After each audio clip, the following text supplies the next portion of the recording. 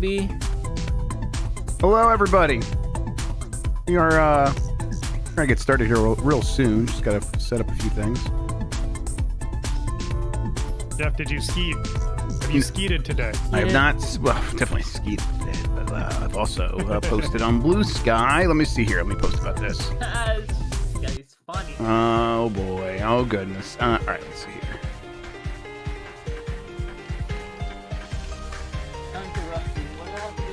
First record.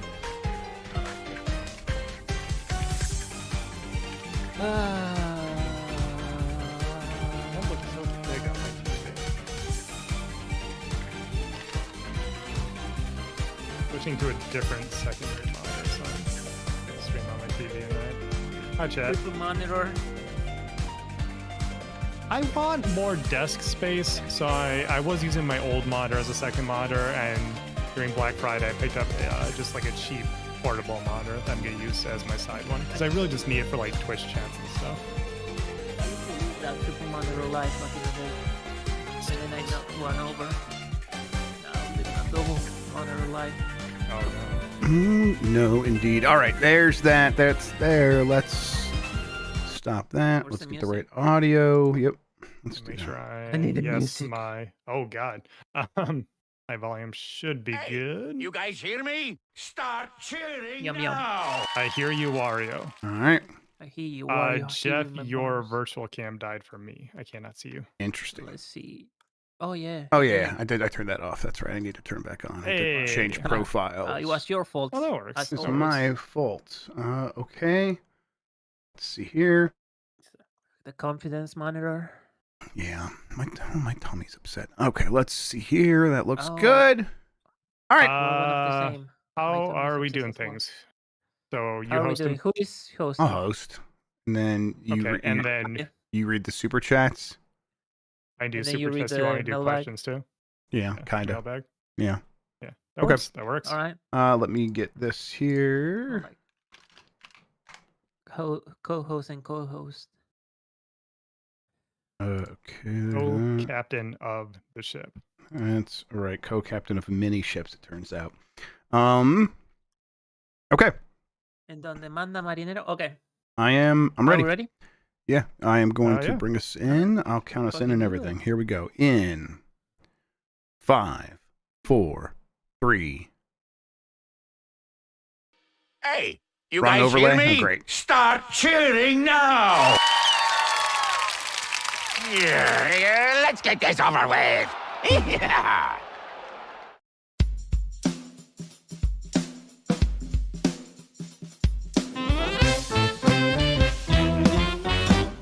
Woof woof! Hi, I'm not Mike Minotti, and I am a Nintendog. I'm Sean McDowell, and welcome to Game Mess Decides. I have the wrong overlay up, and we are the last of the Nintendogs. On this episode, we're going to be talking about Metroid Prime 4, probably, and that's going to be most of it. Neither of us have really played it. I guess I played a demo, but I'm ready to freak out. Like, I'm ready to freak Let's out. yell. Yeah. Let's get mad. That's what Okay. everyone else is doing who hasn't played it. That's a good idea. We should just join the crowd. It's never backfired Let's on get anyone. mad. Okay. How you doing, Why is Sean? Mal so annoying? Sorry. Hi, hello. Christian Oh. here. Why is Mal so annoying, everybody? Yeah, I guess they're still complaining about Miles being annoying. We can get into it, but I guess, like, let's start off with Sean. You told me, like, how you feeling? How's your week going? How's everything? Yeah, I was gonna say we were on a break there. So how was your? How you doing? It was pretty good. Hopefully this doesn't break anything while I get the right screen up. Oh, it did. It broke something. It broke something. I can't see Jeff anymore. Oh, Okay, hang now I see you. Yeah, and but now your YouTube head's too sees big. a lot of my door. Yeah. I see a lot of the door behind I can me. fix that. There we go. That's good enough. There we go. Okay. Yeah, I had a good Thanksgiving. It was That's good. still busy. If I had time for games, I wouldn't know unless that game was Sectori. Basically, I got on a streak of doing 15 to 30-minute runs every chance I got, and it got bad sometimes where I'm like, okay, I got to put this down and play something else. But let me just do one more run, and then that would end up swallowing like an hour and a half at a time sometimes. So, yeah, that was good though. I was happy to play that game. And then Thanksgiving itself was a lot of fun. All my teams lost, but whatever. I'm used to that. I'm a Detroit sports fan. But the food was good. We got the turkey from City Barbecue. Not regretting that at all. That was a delicious bird. Was it just like normal turkey? Did they, dress up in any like barbecue adjacent way? Yeah, or anything like that? Yeah. So they kind of like it's a barbecue place, so they do kind of a smoked turkey regularly. Now it's like you could just get the whole turkey breast. You could get like a whole turkey if you wanted to, but that would feed a ton of people. We had like less than 8 to 10, and this served 8 to 10. So we just got the turkey breast, and that it was delicious. It was a very good choice in my opinion. So yeah, I was happy with everything. How about you? Yeah, same. I was so exhausted. We've been very busy, and so it was nice to just rest and sleep. Oh, I miss sleep. Yeah, it was good. Sleep so much. Honestly, today was really good. We had a snow day, so I woke up, started like making some coffee in the morning, and was doing some stuff. I'm like, it's quiet, because like I usually get up before Steph. I'm like, Steph's not getting up yet. What's going on? And she apparently got the message, and I did not. That school was canceled. I was like, hell yeah! And I went right back to bed and got to sleep in this morning. Yeah. That ruled. I got up early to make sure our Prime 4 coverage was on track, and that was after staying up until undisclosed AM, making sure it was ready to go. Yeah, I was like, oh no, I was up in plenty of time for that, but I forgot you're an hour behind, so I probably was still sleeping, relatively speaking. Hey, we probably should just get into the Metroid Prime 4 stuff. First, we're going to take a quick break. We'll come back and we'll get all into that. And if you have super chats about it, send them in. We'll talk about everything here in a moment. All right, that's the wrong... Boy, this is just a good show here. Okay, we're back. Oh, yeah, brother. I just we're jump back. into... Oh, sorry. We're back. Yeah. I thought you were doing a break. My bad. Yeah, I just was doing one of those quick breaks that you've been requesting. I figured those ones we could just like do it that way. Thank you. Good podcast. Good podcasting is what we do over here. Is it still like an 82 on Metacritic or OpenCritic? I don't know. Okay, let's see. OpenCritic.com. 81. It's approaching 70s territory. And it like if it continues this way, it could end up there. Like seriously, it could. There's like 35 reviews this morning. We'll see. It's approaching 80. Like overwhelmingly, it's like 8 out of 10s for Metroid Prime 4. A lot of 8 out of 10s. Yeah, there's other than this 5-star review from Giant Bomb Stan Reichert, Logan Planet at IGN. A few nines. Yeah, there are a few 9s, but there's a lot of 8s. IGN at Logan Plant says 8 out of 10. Metroid Prime 4 Beyond is an excellent, if relatively uneven, revival that reaches heights worthy of the Metroid name in its best moments. Steve Watts at GameSpot said, high highs and middling lows make Metroid Prime 4's return uneven. That's I've heard this a lot. I've tried to look in to like what is uneven, and mostly what I've been able to suss out, maybe I don't have the full picture, is that people think that the story is uneven. Some of the interactions with the NPCs that many people do end up liking, even some of the more negative reviews, they're still like, that's a little bit uneven. The beginning is a little bit linear. That's not what we come to Metroid for. I'm not seeing anything that's making. Hey, listen, these are what the reviews say. I know. I got stuff to say. I know. If you want to like read more of the reviews out, we can do that first. I'm just trying to figure out, like, is there anything that's making people pull their hair out that they hate about this game? I don't know. I just need to play this thing. That's really where I'm at. I'm actually, look, we're doing the show. Happy to do the show. We could talk about this. I don't really want to talk about it, Sean. I just want to play it. I'm like, this sucks actually that we're at this point. It's the job, Jeff. I know. It's the job. No, hey, I'm happy to do it. I'm happy to make a living doing this, of course. But like in this moment right here, after the reviews, before I've played it, this is the most miserable moment to be in for a game that you're looking forward to, especially if like the reviews aren't exactly what you thought they would be. It's like I just need to find out for myself. How are you feeling overall? And then if you want to rant, feel free, go to town. Well, okay. So this is really interesting. I guess you kind of brought it up, so I'll lead with, a lot of people are talking about the characters, like the crew, as Dan puts them, the crew, and these characters that you meet throughout the adventure. And over and over, I see in these slightly more negative reviews that these characters are a problem. They are the thing holding me back. Because you kind of said on the Bombcast today that you were reading through some of the reviews. I admittedly haven't read as many as I would like to, since I was, trying. I was working a lot on getting our coverage up and like doing some great work, by the website way. stuff and whatnot. Yeah, absolutely. Thank you. For our coverage over at Giant Bomb. And so I haven't been able to read as many, but like you said on the Bombcast, I dove into some of the more positive ones, some of the more negative ones to get a feeling. And like you said, it seems like everyone's kind of saying the same things, just interpreting it differently. Yes. They're all saying the same things are in the game. It's just a matter of, is this a problem or is this okay? And it's so bizarre because this is what is making me, I'm still super excited because, I've talked to Dan about it during the review period and I'm like, yeah, that's Metroid Prime. That's what I'm looking forward to. But I'm curious now because if ever I was going to ask, are talkative characters and like guidance a problem in this video game? I would ask Dan Reichert because he would tell me if he would be too chatty and a problem. Extremely annoyed by that. Yeah. And he's the one standing on the mountaintop saying it's not a problem. My mind is blown, Jeff. Yeah. I feel like I'm in Bizarro world right now. John Linneman's review also very positive. I kind of went through that one when I was kind of resting earlier tonight, and he said a lot of the same things. Like, he's someone that holds Metroid Prime in high regard as well, and he was talking about comparing it to Metroid Prime 3. It's like a lot of this stuff continues in spirit from Metroid Prime 3, but it's better than Metroid Prime 3, a game I started, by the way, over the weekend, over Thanksgiving weekend. Oh, good. Yeah, so I kind of got the intro of that and like got a good idea. I'm like, okay, this isn't as bad as I was even expecting, and right now I'm expecting Metroid Prime 4 to handle these things a little bit more elegantly in terms of introducing characters or whatever.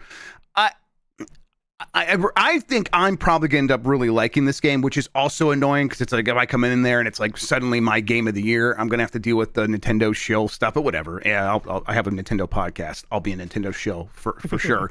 But it's like, it's so much easier when it's like everyone just agrees this is a good game. We just go forward. I think my feeling right now is that people brought in a lot of baggage to this game and it needed to hit every single note exactly the way people wanted it to for it to kind of get through this review period.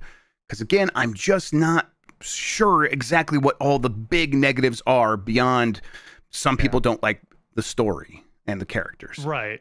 Yeah, and it is important to note that we are kind of speculating and reading what others are saying because we haven't played it yet. So, this is conjecture basically at this point. But, first of all, it's important to find the reviewers whose views you align with.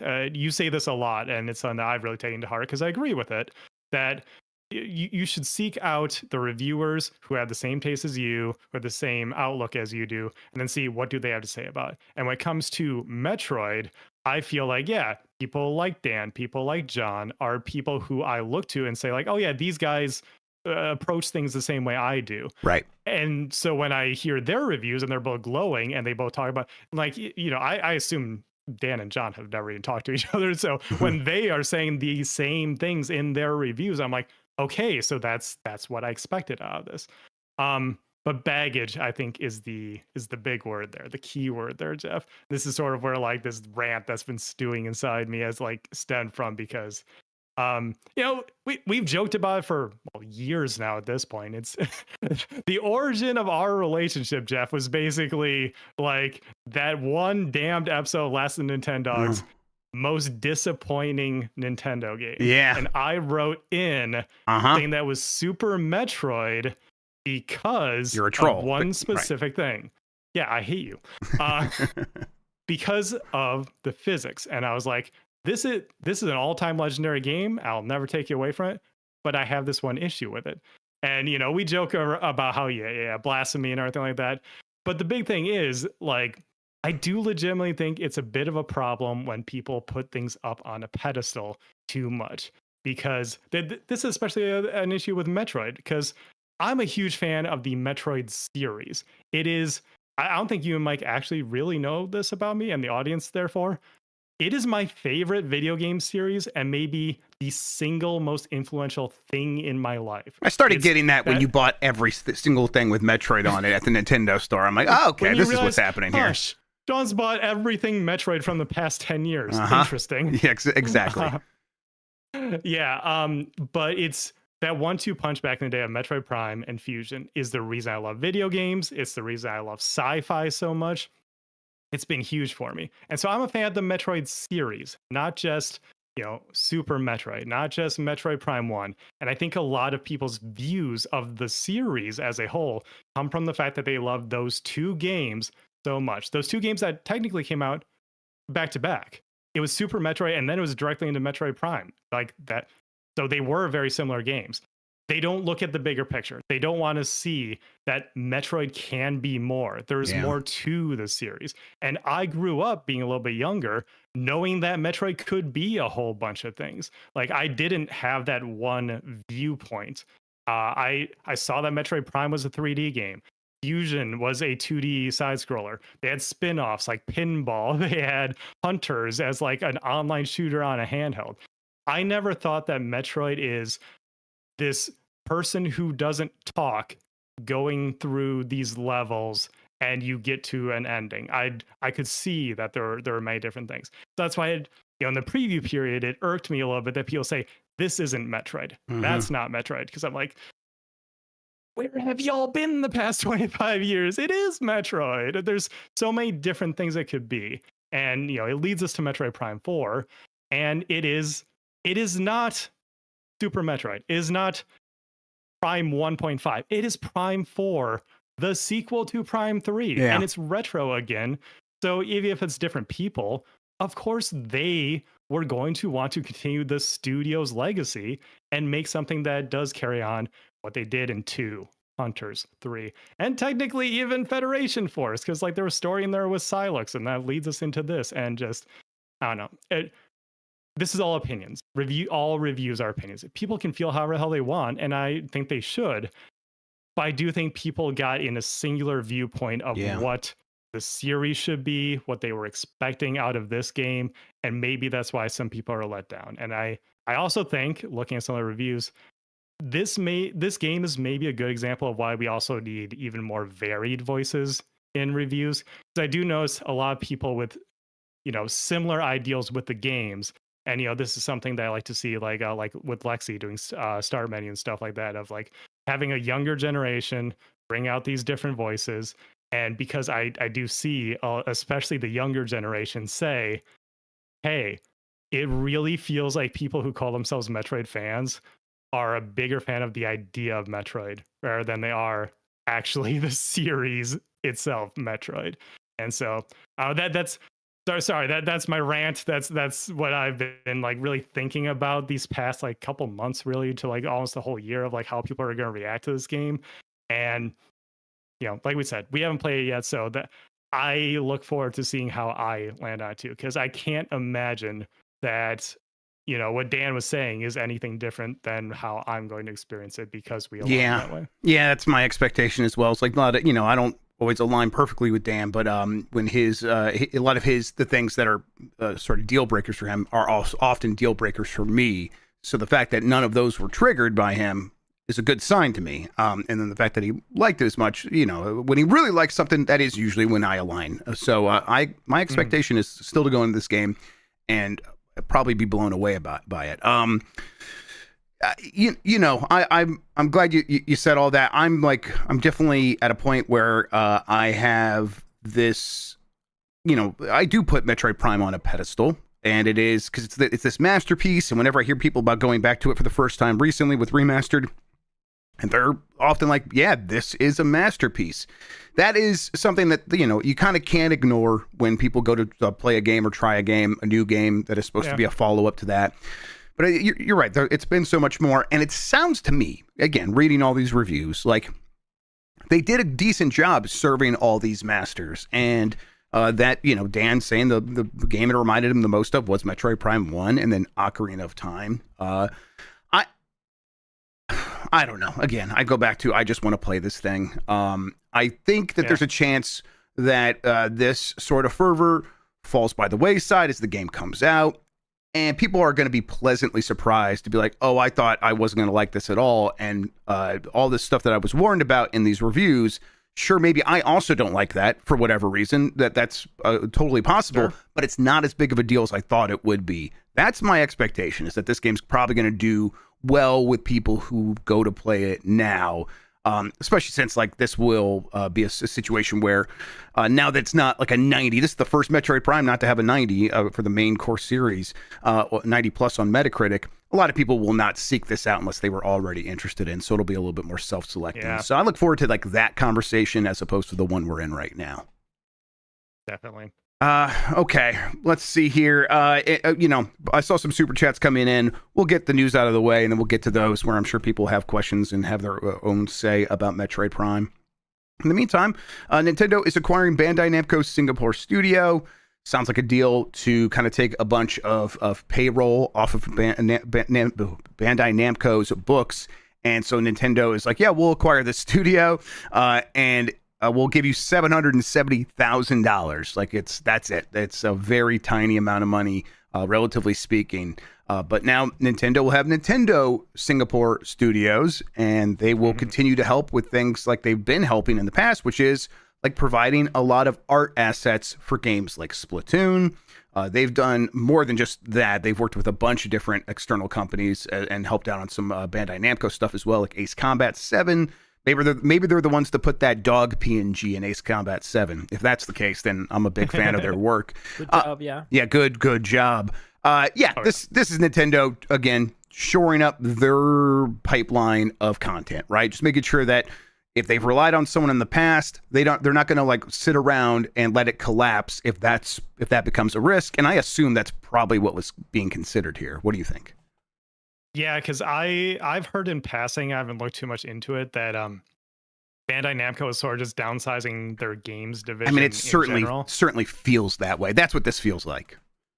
Yeah, because like Tekken is the only game that they have made internally in like several years, is what I heard. Like, and obviously that's verifiable. I haven't bothered looking into it, but they are like mostly publishing nowadays. And so they're just looking to not necessarily have internal studios that they're worrying about. Presumably, not worrying about giving them work constantly and stuff. And Nintendo's been working closely with Bandai Namco for a long time. I think this is still unconfirmed, but it was like, heavily reported on that. Yeah, these guys were working on Metroid Prime 4. Right. And then of course we go all the way back to. Yeah, I think the biggest example, I don't know if this was the first one. I'm trying to think of what it would have been. But like the biggest one was when Bandai Namco, it was announced that they were making Smash 4 in whole. Like, Sakurai was on it, obviously. Yep. But otherwise the core team was Bandai Namco. Yep. And if you are working that closely, starting with one of your biggest IP and then doing a whole lot of other stuff with them, it does make sense to tie the knot if if maybe these jobs were in danger or something, and Nintendo saw that and said, "Ooh, okay, well, we like these teams working on our game, so let's not just like a handout, not just like help them out. That's not how business works, but it's very strategically smart for them to sort of rescue them a little bit, I guess you could say, and bring them internally." Yeah, and Nintendo, like every other one of these major companies that still makes big games, is even more frequently now than before producing games that have a lot of teams touching them. Metroid Prime 4 being a good example. I don't think in the credits that this Bandai Namco team was in there, but like Next Level apparently contributed to Metroid Prime 4 and things like that. So there's a lot of they know the benefit of having a bunch of external studios, that it's like, oh, this is not just EPD4 or whatever doing the work on this game. Games are too big. HD assets, 4K assets now are too big, too time consuming. We need to be able to outsource or to spread out the workload. And I think they expect to do even more of that in the future. And this will ensure that they can do that in a way where it's like, oh, we can verify the quality of these people's work. We know that if we say we don't want AI, which who knows, Nintendo could one day wake up and say we're fine with that. But if we don't want that, because we're trying to make sure feels antithetical to the way they make things, and they've said as much. They're still the toy company. They've said as much, yes. So, but again, like we could wake up tomorrow, that could change. Whatever. Okay. For now, if it's important to them to avoid stuff like that, they're going to want to work with people whose work that they've seen before, and they're like, we know you could deliver, and we know what it looks like. So that's these people. And I wouldn't read too much into it, although, yeah, I bet they're making a new Splatoon. So these people that help make Splatoon, they'll probably help with that because that's been one of the breakout hits for Nintendo over the last 10 years. So do we know who's making Raiders at this point?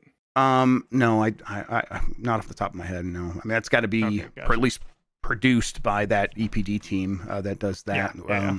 But who they're actually working with on that, I'm sure they're working with someone though. So we'll see. Yeah. Okay, that's the Nintendo news for the most part. It is going to be Metroid dominated through the next week or so.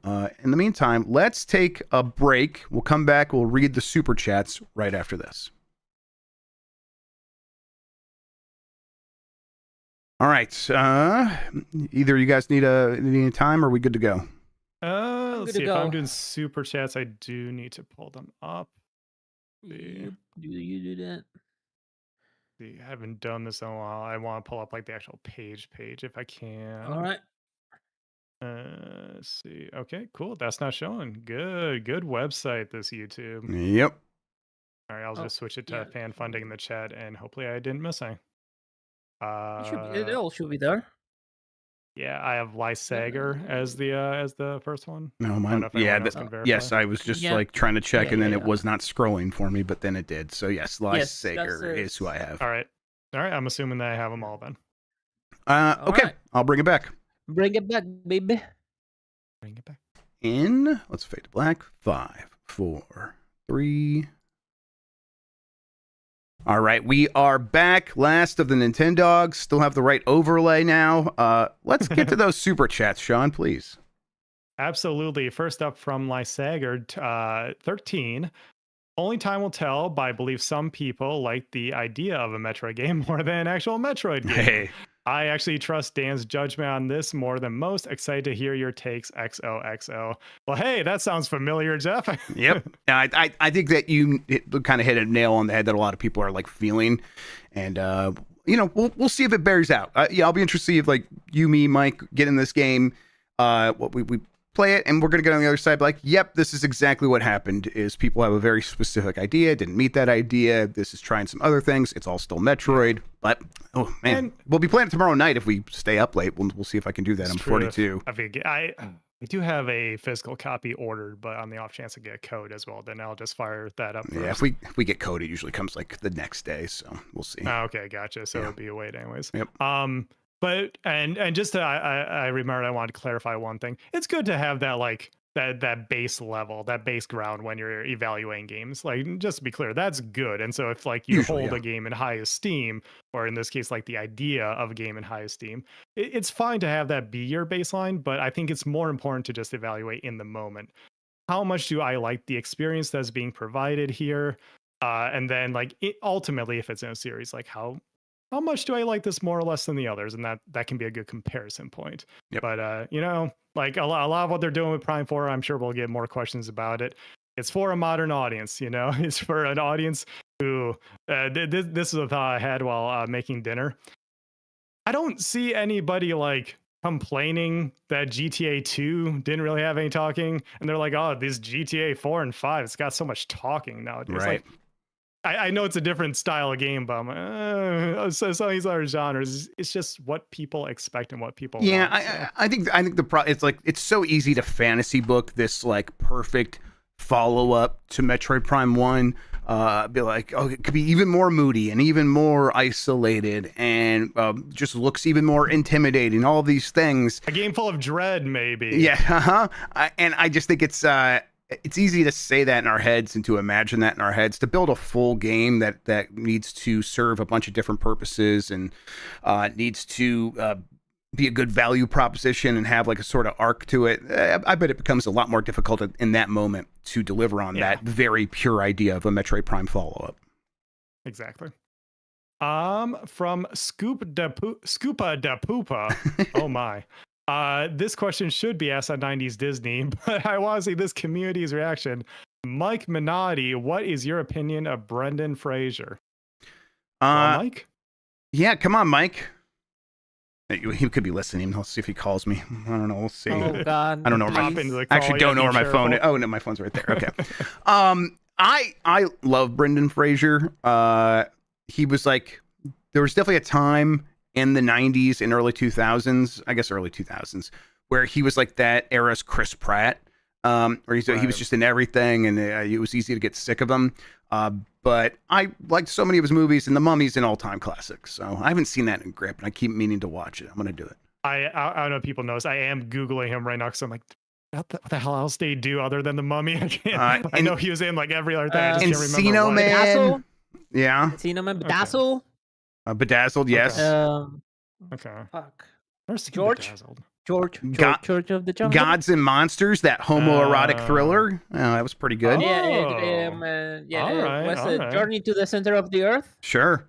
Mummy Returns. Blast to the Past. Yeah. He's not in Scorpion King, but his spirit is there. Is that what you're going to say? You stole my fucking joke. I just love thinking about the Scorpion King, Christian. You can't take that from me. Same, brother. These movies are, Mm-hmm. They're of a time. Next up is from Minotti's Fruit Emporium. Google Disney Happy Meal Toys 2025. They just came out today. 70 of them in all, 2 per blind box though. So good luck finding the ones you want. What the fuck? Mickey. Really? Okay. I was just Disney Happy Meal. We just got Happy Meals yesterday for the girls, and they were still doing Zootopia 2. I did see that, yeah, when I was there the other day. And that was fun. Okay. When I was there getting my free fries. Did you enjoy your free fries the day after Thanksgiving, Jeff? Why are you doing this to me? This is a sore spot. That joke was years in the making because I kept forgetting to go after the Packers anytime they beat the Lions. Well, they hadn't really beat them, and they beat them earlier this season. I was gonna say, yeah. Yeah, was it? Yeah, they beat them this season. I forget how it played out last year. They hadn't beaten the Lions in a couple of years, so it was literally years in the making. Yep. Yeah. That was a good moment. Next up is from Antonio Morales. The Bears number one in NFC. A bunch of crying face emojis. You know what? We can all agree. Fuck the Bears, right? It would have been so much easier if they had just lost to the Eagles, and then it would have been like, see, they're just a normal team. But then they beat the Eagles. Now I don't know what is up, what's down. If there is clearly no God, this is the most fucked up NFL season. I hate it so much. I wonder how people, even just like sports people who are from outside of our area, but certainly international people, feel hearing this rivalry between Packers, Bears, Vikings, and Lions, and just like how cutthroat Midwest sports are. Yeah, there's probably an equivalent like northern like soccer club teams, football club teams in the UK. Maybe it's like that. I don't know. I hear them talk about hams a lot on the BBC podcast. I have no idea what the hell that means. Yeah, I don't get it either. I just sounds delicious. From Zombie Porn, can't believe Jeff drowned Mike in goat sauce. In goat sauce. So I don't know what you actually. He said coat me in it, and I fucking killed him in goat sauce. So that's why he's not here. Good. Yeah, fucking gross. Lord. Good riddance. That's what we say. Another one from Lysager. 13. Send help. I can't stop playing Air Riders. It slaps. Yeah, it's a game. The more you play it, the better it is. I want to say that's like you learn and understand it, but there's something more going on. I think it's just like the game's charms sort of reveal themselves a little bit more. There's so much going on, and you could tell that Sakurai is just, I don't give a fuck. I'm going to make my game the way I make my games. And I think, I know I'm right.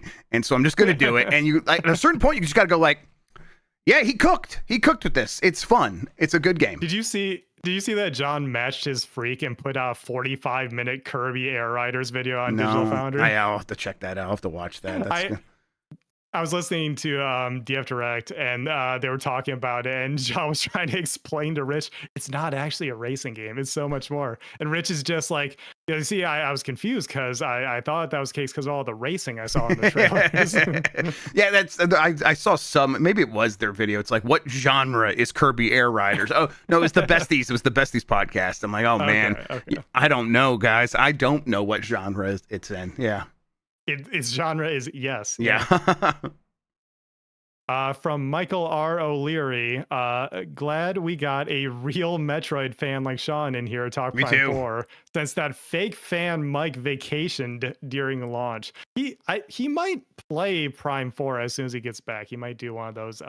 He talked about that. He might do one of those streams like immediately when he gets back late night. Yeah, or he was something. saying in promises, Discord though. that he's itching to make some stuff. So he was like trying to get He on said- game. Yeah, Game S mornings Said and stuff. specifically, I'm itching to make content. I'm like, oh no, Mike, Yeah. you're falling down the rabbit hole. Uh-huh. Bud. I'm not going to stand in his way, but you're right. Yeah, someone should do something. It's not going to be me though. Yeah. I'm always excited to get to talk about Metroid. I don't get to do it often because, as it turns out, Metroid doesn't come around often. Right. Well, listen, once every 18 years, it's like cicadas, you know? From one Lex Luddy, shout out to the GB community for all the support recently. Yeah, everyone keep turning up. Go check out Lex Luddy's Blue Sky for a link there. And it's Giving Tuesday, which on the radio today, they're like, it's Giving Tuesday. I'm like, what's Giving Tuesday? Like it's like, oh, it's because there's that term now of kids saying, oh, it's giving whatever. And I'm like, oh, you mean capital G, it's Giving Tuesday. And we're supposed to be donating to stuff. So there you go. Go Lex Luddy's thing. Who's on first? Okay. Yes, I was very confused. From Brad H, reviews lower than expected on Prime 4. Lots of mixed. I mean, okay, this is not calling Brad out here. This is also a problem, Jeff. 80s is great by definition. Not, you know, but if you look at the Metacritic page, it does file several of the reviews in the mixed category, and it's like a lot of times we'll get a game that's like low 80s, and there's like 2 mixed reviews. This has got a handful. It's got 13 mixed reviews versus what is 56. defined as mixed, though? Yeah, is that like they have I think it's 70 or below. For on Metacritic, anyhow. I think that's right. Maybe it's 75. I mean, again, over 80% of them are positive, though. Yeah, no, I agree. Yeah, so no, it's I think it's 75 or below. So there you go, or 74 or below, I should say. So yeah, okay, I see. Yeah, that's so it would be a review that's 6 to 7, 6, 7. Yeah, there it is. Maybe that's people just wanted to do the 6-7 thing. Yeah, 7 is still a good score. There's still a GamePro in Germany. GamePro Germany. Metroid Prime 4 is a fun mix of action and puzzles, but it's severely hampered by modern design design decisions. Yeah, that's the same review over and over again. Again, no shade. If people feel that way, they feel that way. But it's like, man. Exactly. Yeah. Okay. From Steven Sullivan, happy birthday, Britney Spears. She's a Metroid fan, I bet.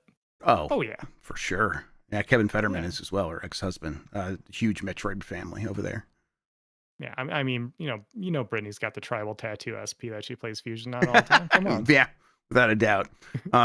What's Brie Larson's the one that's like a shoot Metroid fan and wants to play Samus, all that stuff. That would be great. She would. Yeah, she got close. She played another Space Blonde, so you know maybe she'll get there one day. I hope so. From Allie Miracle, other M really fucked these gamers up, huh?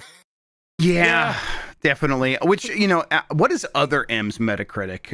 You go. I'm gonna look that Probably up. Probably too high. Yeah. This is a weird point where me and Mike diverge. Where I'm like, it's not a. Oh my god, it's a good 79. They're basically neck and neck. There's no way. That's wild. Yeah. Jeff. Again, I know it's hard. It's not apples to apples because it's like all these things are different times, different reviewers, different everything. That's. There's no way. I have not played this game. There's no way you can say, "Oh, this is about as good as other M." Look, I will say another M since we're talking Metroid today. I maintain it would be a totally like good game if it was not Metroid. Yeah, that's the thing. Like, if you want to see something that's not Metroid, it's other M. And not to mention, it's a gigantic character assassination of Samus. That's like the most Yes, offensive part. that's definitely the worst part. I played that recently. I didn't beat it or anything, but I played a bunch of it. Mike was watching me, and as he was watching me, he was like, maybe I defend this a little too much. So even he kind of recognized the game's faults at this point. Yeah. From Cody Bishop, been trying to get into Dread, but it's punishing. And you see, that's exactly why studios make concessions. Yeah. Because sometimes you have to meet people halfway, right? Yeah, definitely. I'll say it's worth getting through it. Part of that is the Metroid experience of, hey, I feel overwhelmed early on. Although that game does it maybe a bit in a kind of a heavy-handed way with the EDs or Emmys. The Emmys, that's what they're called. Emmys, yeah. And I bet that's what they're talking about. That's the punishing part, because you just got to learn the parry system and stuff like that. It's a little bit more forgiving than you're probably realizing. And just work on escaping them. And if you get past those a couple of times, you'll get to a point where it's like, oh, I'm upgrading everything and I'm just feeling more capable, and you'll get into the swing of things. Yeah. And also, there's a bit of a different case because, like a 2D Metroidvania at this point is, and yes, I know I just called Metroid a Metroidvania, but a 2D game like that is more for the hardcore audience. And also, it's right there in the name, Metroid Dread. It is supposed to like make you feel a little fucked up, Mm-hmm. Let's see, from Hilliard Hendricks. In other news, Scooble trade rumors are heating up. Yeah, I'm not going to talk about this too much, but yeah, that's kind of what I'm expecting. I have not been. Yeah, whatever. Just you're the Yankees. Just fucking do it. Just get it over with. Gross. Oh man, this guy. Oh, that's gonna suck. What do you want to go to the Dodgers? Come on, I don't. I'd rather just die. I guess. Whatever. It's wild that Christian's more into American baseball than I am. Yeah. Well, okay, I had to say this because it's annoying me. Here in Argentina, I started seeing people wearing baseball stuff, and I'm like, cool. It's catching on. Yeah. It's nice. Just, I guess I was like just assuming that it was somewhat popular. Oh, it's the clothing. Okay. It's just the clothing, and I'm getting bamboozled by these losers all the time. This girl at this party had a Yankees hat and a cap, and I was like, oh, no. It's just like, oh, right. Like it's fashion. Like she's seen a bunch of famous people wearing the same stuff, fashion. Right? Yeah. Baseball's hugely popular in like the Caribbean and stuff like that. And I guess I just assumed that would transfer over to most of South America. I know it's popular in like Venezuela and stuff like that, but that's a little bit more Central America, I guess. Yeah. Okay. Yeah. Baseball's fairly international. So. Oh yeah, very. Yeah. My recently acquired the hobby is not your resin. It's not your cosplay. I don't know. Something like that. I'm from a baseball city. Oh, you mean the other person? No, okay. I'm just the Argentinians. Okay. From Brockness Monster, need an update on the Skibbity toilet movie, please. Prayer emoji. Yeah, that feels like one that is either certainly never going to happen or will just pop up and we'll be like, wait, that came out? Because I don't think that's going to make waves at this point. I think I saw some Black Friday deals that were looked suspiciously like clearance sales for Skibbity toilet toys. I'm not sure that's as hot with the kids as it once was. Yeah, I just had to Google Killer Bean out yet? Because that's another one of those things where I'm like, oh yeah, that Killer Bean game, did that ever happen? I don't think it did. That's gonna be launching to early access? Sure, whatever. At this point, like when though? Does it have like a real early access date, or is it like still coming soon? Okay. Coming soon. I'll believe when I fucking see it. Sure. From Zombie Porin. So, how are y'all planning to play Metroid Prime 4? Docked or handheld? 4K 60 or the 1080p 120? Regular or mouse controls? And what if you get to stream it on Giant Bomb before Mike can? Yeah, I thought that would be fun, but he would be really mad, and I don't need Mikey to be more upset. Which is also funny. Yeah, oh, absolutely. But right now, it's like if I upset him, he gets genuinely annoyed. If other people upset him, he pretends he's not genuinely annoyed. So like he's not afraid to show me. He's like, you're pissing me off, and I don't want to deal with that. Well, that's why we have Dan do it, because he'll be shoot hot. 100%. But Dan won't care. Yeah, 100%. Yes, that's the move. And Mike's doesn't have his grimace suit or or is not within arm's reach of Dan, so we can't put him in a headlock again. So that's good for us and our illegal means. I'm going to mostly probably play handheld. I'll play it on the TV here or there, but I mostly play games handheld. I will use the gyro aiming a little bit. I suspect there's a chance I turn it off just because my brain was not super wired for gyro aiming. I don't even use it in Splatoon all that much. I know. But it's, it'll be that. I probably won't do any of the mouse control stuff. It's going to be too much of a hassle to get a Surface in front of me or something like that. Okay. So here's the thing. I'm probably actually playing it on my monitor here because my OLED TV is starting to have some issues, but I now have an OLED monitor. It's a 1440p OLED monitor.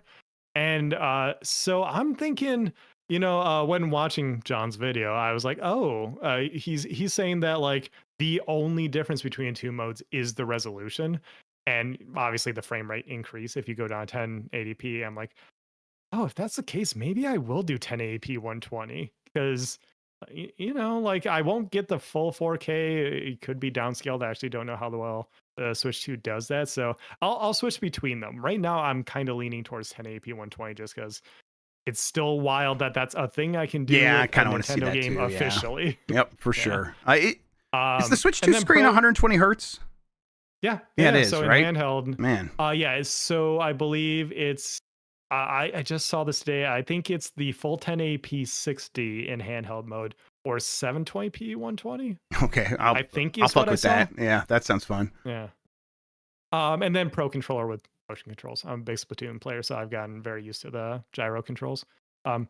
But it looks like it is because Dan said this. It is lock on, and then you sort of like move out of the dead zone that you've assigned with the gyro controls to like move the cursor a little bit if you want to like do a specific aiming. So that seems good. Right. The enemies will have weak points off the center, so the whole point is to like aim in that direction while locked on. So yeah, you'll want the gyro or mouse or something to do that. Yeah. From Epic Open World, can't wait for Grubb to go on the VGC podcast and yell at Andy. What do the British know about Metroid? Everyone must have the same feelings. That sounds good to me. I'll do it. Yeah, you're right. I think you might be joking, but I'm dead serious. I need to go correct that boy. He also was like skeptical of Donkey Kong Bonanza, and he was wrong about that. He's just got bad opinions. He only gave it 4 out of 5 stars. Exactly. Where's the 5th star, Andy? Where's the 5th star? And he gave this one 3 stars. So, man, it's that tea. It's poisoning their minds. That checks out. Yeah. And all the hams. From Last Geek, Grubb, as a UPS driver trying to make video game content on the internet, you are an inspiration. One day I hope to be just like you. Yeah. Hey, I was never a driver when I worked at FedEx. I worked at a sort facility, but yeah, sure, absolutely. We are brethren. Just keep at it. Yeah. That turns out if you're persistent and don't go away, eventually you're the only person left that people can hire. So, hey, hi. That's how it works. I actually thought you were a driver. I was a driver in many other places. So was it FedEx that you drove? So I was a FedEx. I never worked at UPS. I worked at FedEx as an assort facility. So things would get unloaded from a plane. They would come down in front of me, and there would be 6 conveyor belts behind me, and I would throw it at that. And then later, completely separate from FedEx or UPS or Postal Service, I worked as a city courier. Actually just dropped, like going point to point. A lawyer would have paperwork here, needs it signed that day and brought back. I would track it across the city and bring it back to him and stuff like that. So, and then I didn't realize that means that we have similar backgrounds in that department because I was in shipping and receiving. Sure. Before, yeah, you know exactly what it looks like. Yes. Yeah, for a while. So yeah, I know exactly what you're talking about. That was 22 years ago is when I did that FedEx job. Fuck that. That sucks. Oh, I was going to say that was 2020 when I did that. Yeah. Fuck, the Chappelle Show was very hot then. That's all we were saying to each other. There's quotes from that show. So yeah, that's where I was. By the way, we have breaking news in the chat. One Tolkoto says, "Hi, I'm in like for Donkey Kong Ride." Oh man, I wish I was in like for Donkey Kong Ride. Only in like, not in love. No, not in love. Does the Donkey Kong drink have alcohol in it, Mike? You doing okay over there? I hope you're having a good time, buddy. Look, either way, I'm sure the alcohol is flowing. Okay, let's see where we leave off. Antonio Morales is back. There's clearly a god. The Pope is from Chicago. Fuck, that's way worse. Yeah, I gotta say, I love Chicago Pope. Chicago Pope is That's good. I just imagine him playing Mortal Kombat at a Chicago arcade. I know he probably didn't, but I imagine him doing that. It's like he could have. Is the point for me. So yeah. I mean, he's a Catholic, priest. It's not like they fuck around. Those Yeah. guys, so maybe, Yeah. They cut loose sometimes, in some ways. I hope so. From Steiner, started playing Armored Core 6. Almost gave up on the first boss, but kept trying. This might be the first From game I like. Oh boy, that's a good game. That's a game. Maybe you're bringing it up here because you saw it in my top 10 list over on DQ Deals or whatever. Yeah, that's a game I think about every day. It's a one that's like I should just go replay it because it's just so perfect. I don't know. I love that game. I wish I liked that game more. It's just like the aesthetics, it's like very gray military until you get to like some of the set pieces that are very good looking, and that it was a little too much for me because I did like the gameplay. It was very fun to play. Which usually I don't say that about From games. I usually don't like the way they feel. Right. It's pretty stock standard military sci-fi, and Star Wars and Starship Troopers and all that stuff. I'll take sort of any flavor I can get of that. And then, yeah, you're right. There's some stuff under the surface. Like once you get to those set pieces that reveals there's a ton more going on here. So that really hit for me. The drama is very Gundam too. Yes, it is. Yeah, definitely. I didn't notice that. From Tuber, is Giant Bomb out of Nintendo jail or just Dan? Rip Peepo. We're on a Nintendo jail. I don't want to make a big deal out of everybody. So yeah. Mike can't keep us down. He's not here anymore. That's why we got rid of him this week. We had not had early review copy for a while, and this is our first one in a long time. And we're just gonna be cool about it. Cool. Yep. Yeah. Be chill. Be cool, y'all. It's the gate opening back Bishop. up. That's right, Michael. That's From Cody Bishop, how about that Red Dead Redemption upgraded? So what happened there? I don't like either of the Red Dead games, so I'm not familiar with it. I think they updated for PlayStation. Or I should say, yeah, go ahead. I never gave Red Dead 1 a fair shot because that was like I didn't have a 361 game. Okay, like I know people say like that's the one, and then people who don't like 2 are like no, one's still good, one's still worth checking out. Yeah, you should give 2 a chance to. I think you'd probably like 1. 1's a pretty solid game, and it's let me see here. This is from Rockstar Games. Red Dead Redemption out now on Netflix. Is this what people are talking about? Sick. Okay, no. This is coming back to me. I did hear some podcast talking about Grant in the chat reminds me of PS5, Switch 2. Right, there was a PS5 and okay, that's right. Is that like it has other upgrades in it or something like that? I guess whatever. Well, I mean, it's a port to those systems, so I assume it just runs better. Yeah, the backwards compatible version on Xbox. I guess it was on Xbox One, but an Xbox Series X and S is and has always been fantastic. The moment that they had backwards compatibility for that, it was really good.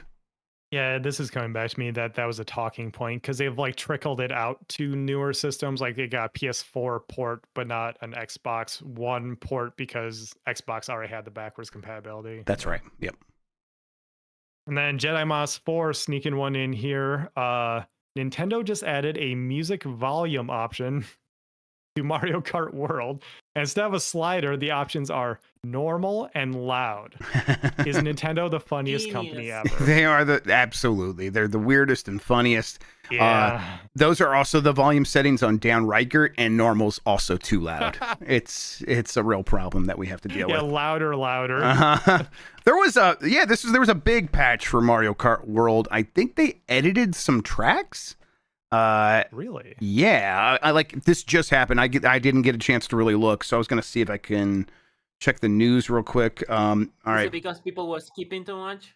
I don't know if they if there was any obvious this is why they had to do that. I'm not sure, but let me see if I can. Mario Kart World is an interesting story because I don't think Nintendo's ever changed a first party game this much in response to like, fan feedback. Yeah, the Koopa Troopa Beach has 2 laps now instead of 3, I think. Okay. I don't know. I'd have to look closer exactly what was happening here. I gotta say, I am like itching a little bit to go back to Mario Kart World. It's as we get kind of close to the end of the year and we got to have some like fun hangout streams. That might be a good one to go back to at least one more time. It is still Mario Kart, so it still feels good at the end of the day. I do genuinely prefer Sonic Race and Cross Worlds as an overall kart racer, though, because it kind of just is more Mario Kart 8, which is the formula I prefer. Yep. Man, they also edited the way Koopa Troopa Beach connects to every other track around it. So, I don't know. Weird.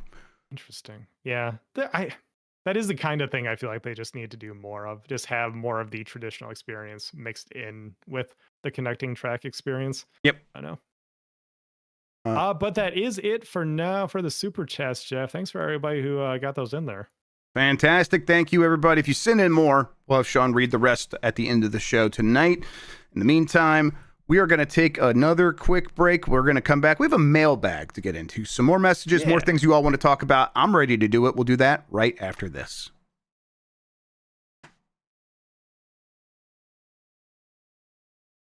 All right. You guys still good to go? You got it. Yeah, you still want Sean to read the mailbag? He just read a bunch of super chats. If Sean's good, yes.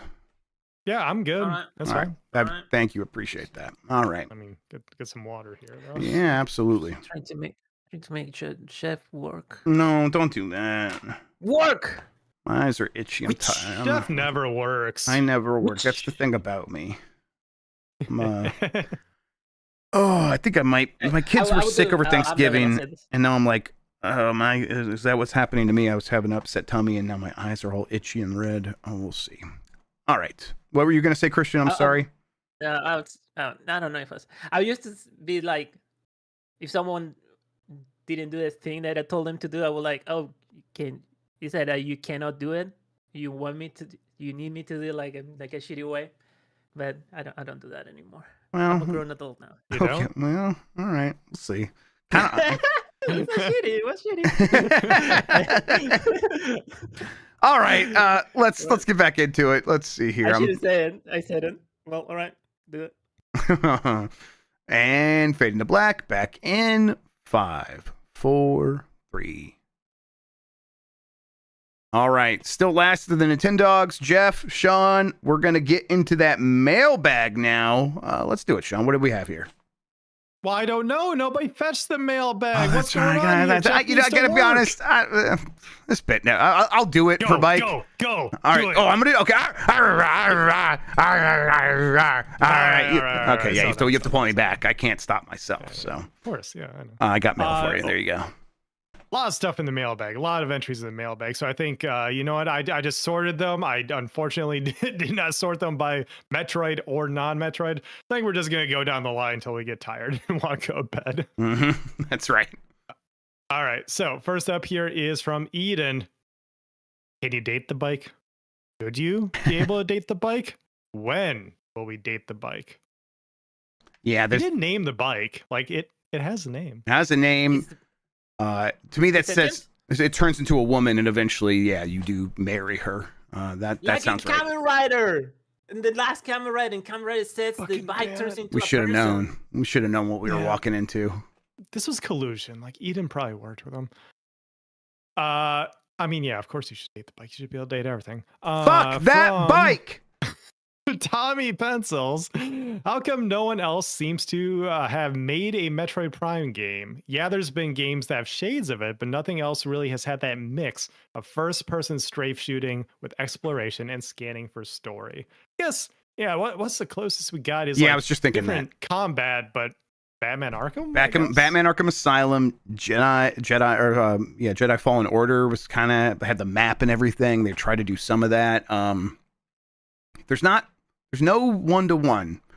That's for sure. And I was like driving around tonight, and I was doing that fantasy booking. And like, okay, if I was gonna make like the exact follow up to Metroid Prime 1 that everyone is kind of saying that they're asking for, it's like, what would you do? And I started doing that. And it's like I would add some Soulsborne stuff, and it's like, oh no, I'm already messing it up. People will get mad at me. Oh no, but that's just what happens. Sidebar, I like Chuck's fan theory in the chat that Viola is dating the motorcycle persona. I think that's good. I like that. The I like motorcycle persona, is there a I've shown you this. Yeah, You in probably Persona have. 5, one of the people's Persona 5. personas is just a motorcycle. That's just right. hops on a Okay. motorcycle. Okay. Yeah, that's probably right. Yeah, they're cross game Yeah. dating. 2 Sure. later.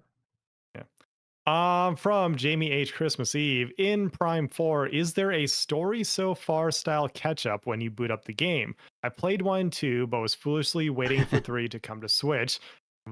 So now I'm debating whether to hook up the Wii U or just start 4. I don't believe there is, in part because the story doesn't really matter. Yeah, they will set up as much of the story that matters, which is, hey, this guy from Metroid Prime Hunters is back and he's doing some shit. That's, I mean, you don't need to know much more. And then if you want to know more, just go read a wiki. You'll be fine. There's probably a story synopsis on giantbomb.com's There's wiki. a video. Absolutely. There's a video out there. Yeah. I say this as a huge Metroid lore nerd. The quote unquote story in these games is usually it's the difference between, the difference between plot and story. Yeah. Metroid games have a plot. They don't necessarily have a story. And it's like, if you want to know what happened throughout all of the Hunters games, all of the Prime games up to this point, Hunters was a little different, but Prime 1, 2, and 3 was this thing called Phazon. It's kind of like the symbiote from Spider-Man, but it's also an energy source. It made Dark Samus. Samus beat Dark Samus. Here's Prime 4. Yeah, right. And they're using Phazon, like the Galactic Federation's using Phazon and a bunch of stuff, and I bet that won't go wrong in any ways. So yeah, exactly. Like Prime 4, it continues a little bit of the story threads that have been there, because Silex was in Hunters and then made cameos in 3 and Federation Force to let you know that he'll be back to do something. But 4 is kind of a fresh start, so you can hop right in. Next up from Joyzy. Now that Mike's gone, can we all agree Forrest Gump is a bad movie? No, I like Forrest Gump. I think it's a simple movie. I think it's like, yeah, I think I get why people don't like it. I absolutely do. I like it. It's not that I just enjoy it. Oh, it's a bad movie. I enjoy it. No, I think it's a good movie and I enjoy it. But I do understand where people are coming from. Yeah, so, it's a crowd pleaser. I think it's fine for someone to be a crowd pleaser. Exactly sometimes. right. Yes, it's vanilla. It's not going to offend anybody. Have you ever heard of having fun? Yeah, right. No, man, having fun that's so sick. That's for children. I can't do that. I can't afford to be made to look ridiculous. That'd be absurd.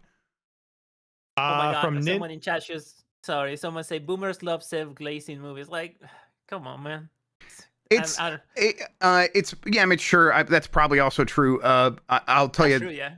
Like Yellowstone is like the epitome of that, and I despise that show. But Yellowstone. Forrest Gump is just like, I don't know. I like to see people doing fun, interesting things, and then all of the hooks to history are cheesy, but in a way that I enjoy. Yeah, it's just connected tissue. Yeah, like, come on. Yep. From Nintenderek, this year was huge for indie games, with games like Hades 2, Silksong, and Blue Prince taking huge amounts of the spotlight when they each released. What was a good indie game that released this year that you thought didn't get enough attention? Wait, what's that? Go ahead. What was that, Christian? Pipistrello. Oh, Pipistrello, sure.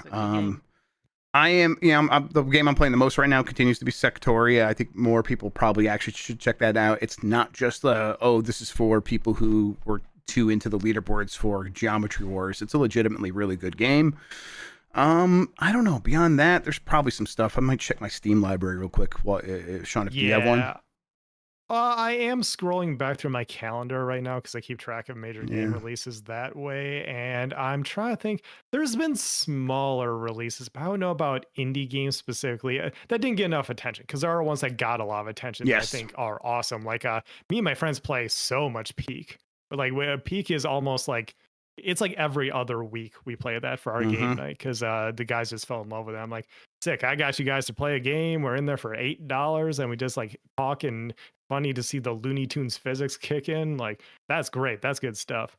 Coming up this month, don't miss Unbeatable. I've been following that for 5 years now, and every demo I play looks like it's been fun. It looks sick. I just can't see how that doesn't stick the landing. I hope it sticks the landing, so keep an eye out for that. I will say preemptively.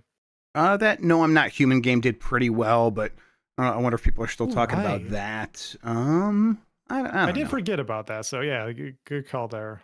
Yeah, and there's a couple that like I meant to check out, like Mortal Sin, I heard, or this and this Caput Mortem game that people really liked. I never checked those out. I probably not gonna have time before the end of the year. But yeah, there's probably some of the other ones. Yeah. Check that Bakihama. There's a Yeah. Punch Out. I was just staring at that. I was just looking at that and being like, oh yeah, I never actually played that. I'll install it at the very least. Maybe I'll make some time for it. Cool. From Slain, which Nintendo character would win in a fight? Metroid or Zelda? Oh, we're doing this. Metroid might win from she a is distance. Metroid now, Yeah. all right? After Dread, she is Metroid. That's the point. She was Metroid. Yeah. Like, it's over. The saga is done. Yeah. Anyways. Metroid Jeff might win from a distance. He has a cool laser gun, and Zelda's arrows won't budge against Metroid's metal armor. Though if Zelda gets close with his Mr. Sword, he might be able to hit a weak spot in Metroid's robot body. What do you guys think? I'm in pain. Yeah, no, I agree with every word of that. Like, how can you argue against such sound reasoning? From BTL, any guesses as to what the demon statue thing for the Game Awards will be? Pure hopium guess and most realistic guess. That's just Chef. Yeah, backyard. I think that's just him unleashing his Canadian magics on us. That's my real guess. My hopium guess, I don't know, because it's like, what has that vibe that is not, God of War was a bit of a stretch, but even that's like, I kind of see it. But when it was lit up all glowing and satanic, like, I'm like, well, it's Diablo, and everyone was saying it's Diablo. Makes sense. But I like Lexi's guess of Sorrows. Yes, right. Sorrows is the one visually. that feels like pretty plausible at this point, just because the again, that it looks right. And I just, they're gonna put a weird statue in the desert. I guess they would Doom for that DLC? game. Maybe. Yeah. So much for DLC. I don't know. It looks Doom adjacent. It's possible. I don't know. Yeah. In terms of like my pure hopium, I just have no idea where to go with it. I really don't. From Big Tony, it's hard to believe that we somehow got 3 different Ninja Gaiden games this year. That's right. That were all very good. We got the he's saying we got a remake, a 2D game, and a sequel. Yeah, Ninja Gaiden 2 Black, Ragebound, and 4. Mm-hmm. It's also hard to believe that 2 of the new games had different protagonists than Ryu Hayabusa. That's true. If we get another game in 3 to 4 years, is it possible that we get a new main protagonist to fully succeed Ryu? And more importantly, how will this affect LeBron's legacy? Thanks. Yeah, I think that they could try a new main protagonist, but I think they would always go back to Ryu. But I don't know. What did you play 4? I'm struggling with 4 a little bit. It's not quite clicking with me. I'm still checking in on it. It's weird that the action game I'm really into this year is actually Hyrule Warriors. Yeah, Hyrule Warriors is pretty good. Age of Imprisonment slaps, yeah, Jeff. It's a lot of fun. Maybe I'll talk about that at the end. But yeah, that's a very fun action game that isn't as Muso, as Dynasty Warriors, as some of those games usually are. But yeah, Ninja Gaiden 4. I've never been the biggest Ninja Gaiden fan, specifically like the 3D games. I prefer the 2D games for those. And so I loved Ragebound. I thought Ragebound was great. But yeah, 4 didn't really click with me. So I didn't even really try it because I was never a huge Ninja Gaiden fan ever. The 3D games as well.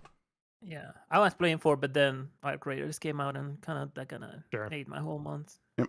I think like Ryu's so iconic, especially like the black leather Ryu from the 3D games. I don't think he'll ever truly be gone, but I would like to maybe see I forget his name, but the protagonist of Ragebound, make an appearance in a 3D game. I think that'd be cool. That's what I would expect. It's like they might try something like that, and then they'll have a mode where you play as Ryu, and then he'll be the main protagonist again, and they'll follow up if they keep going this route. Next up is from Lenny Cool Dick Denver. Hey Jeff, who let Sean out of the editing hole? Grubb. That's me. And Sean, shout out the Detroit Lions for being mid and getting me free French fries. McDowell. What are your top 3 most anticipated games for next year? God, man, It's am good December, so we can start thinking about this now. Yeah, I know. We can go to the Internet Games Database. Let's see. Oh, sure. There you go. What is? Let's see here. Upgraders. Oh wait, fuck! I don't have any. I don't have upgraders anymore. Resident Evil Requiem is an early standout. I think that'd be easy to call out. I am ready to check out Soros. I've said before, but I bet this one is going to address all the problems I had with Returnal, and they'll probably make a really solid roguelite. So I'm expecting that. Beyond those, though, I'm like trying to think what else what was even coming here. Like no fire. Yeah. If that comes out, yeah. I am looking at the chat for suggestions, and yeah, Pragmata, that's been the one that I've been eyeing for a long time now from Capcom. I think it looks sick. As I mentioned at the top of the show, sci-fi is my jam. I think it's almost guaranteed that we get Pokemon Gen 10 this year, and if it is those rumored games, I really want to see how those turn out. I think that could be really cool, or a train wreck. So I am looking forward to whatever they do this year, assuming that they do, because 30th anniversary, that makes sense. Tomodachi Life, that's my third one. Oh, hell yeah. Now it's a video game. Mm-hmm. And then I'm just going to see. And just... don't tell me. Keely, are these JPEGs? No. Okay, there we go. Oh, yeah, Wolverine. If that is... Oh, yeah. I mean, is that next year? I forget. I think it's supposed to be next year. Yeah. Okay, it's next year. Yeah. Omniac just does good stuff, man. Yep, I agree. They could, the Spider-Man games are my favorite first party other than Astrobot from Sony. So yeah. Yeah. Let's see. From Doomino Crossing, Sup Dogs, Mount Rushmore of Samus flips soon. George Washington is Screw Attack. That's all I know. Yeah, that's all I'd be able to say as well. Like, but yeah, Screw Attack definitely is an all-time flip in any video game. Yeah, like, dude, flipping into an enemy and the lightning around you zaps their ass. Oh, so fucking cool. Yep. Okay. Jirachi, a weird genie appears out of nowhere and offers you a choice. Okay. Two choices here, Jeff. One, for the rest of your life, you can only play video games that exist as of this very moment. Games that are out right now, from the beginning of time to this moment. You get the idea. Mm-hmm. Or two, going forward, you're only ever allowed to play games that are released after this very moment, which includes Metroid Prime 4, but you cannot play Prime 3, Prime 2, Prime 1, any of those. Remakes, remasters, any game from the past is out. So, Jeff, which one do you pick? I guess it's a little tough, but it's not too like in a vacuum, separate from my ability to like make a living. I'm putting that aside. I would actually go with, for the rest of my life, I can only play games that exist as of this very moment. I would be going back. There are so many games that I've not played that have come out. There are so many games that I love and think about replaying all the time. I would be happy looking back. I think there's going to be amazing games. It feels like every year is kind of better than the last in a lot of ways. I'm sure I'll regret this decision, but I don't know. There's just so much good stuff in the past, and I don't think gaming as a whole is moving in a direction that is very in sync with what I want overall. So yeah, I'm looking back. How about you? Yeah, same here. I already mostly play retro games, so I'm not playing games for work nowadays. So yeah, by the numbers, there's so many games that it's impossible to play them all. So yeah, I definitely would look back rather than forward. Especially with the way the industry is going in a lot of ways. I think we're at the point where games should still keep coming out, to be clear, but I definitely could just live off of older games, retro games forever. Yeah, I'll buy that bullet and play the new games, and then I tell you if they're good or. Thank you, I appreciate that. Yeah, I like watching like Sean Shonson's videos as well, and it's like, oh, I get why people are like so fond of the PlayStation. It's fun to have a console that's like, oh, I'm still discovering games I have never even heard of before. That's a good time. So I would have a good time doing something like that. Yeah, by the way, just watching his videos, I have a whole list of like PS1 games that I want to play. That I think January or like our winter break here, or whatever. Next time I get a chance, I'm just gonna start going through those. Yep.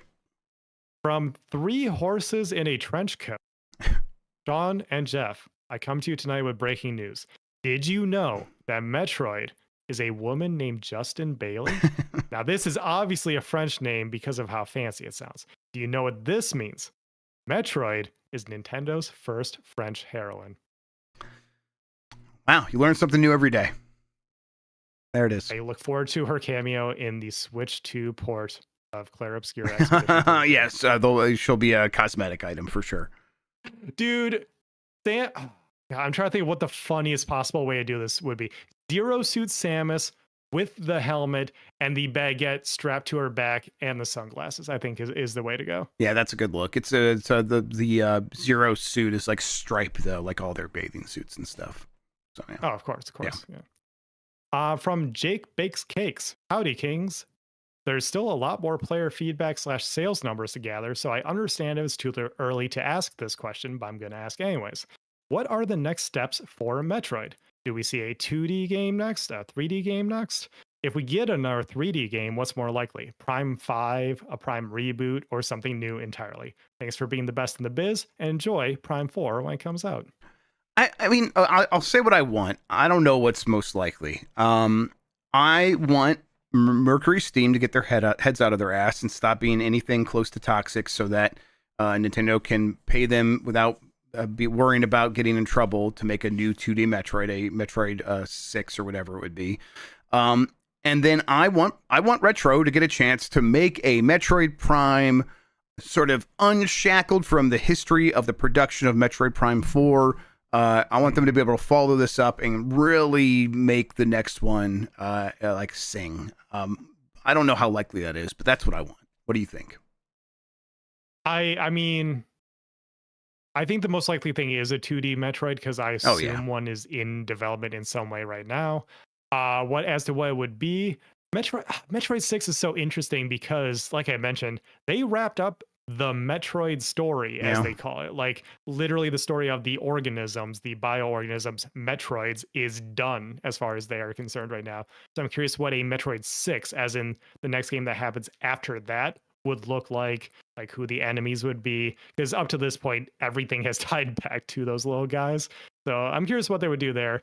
But I've been thinking this for a while. I think I might shoot my shot and say the next one is a Fusion remake.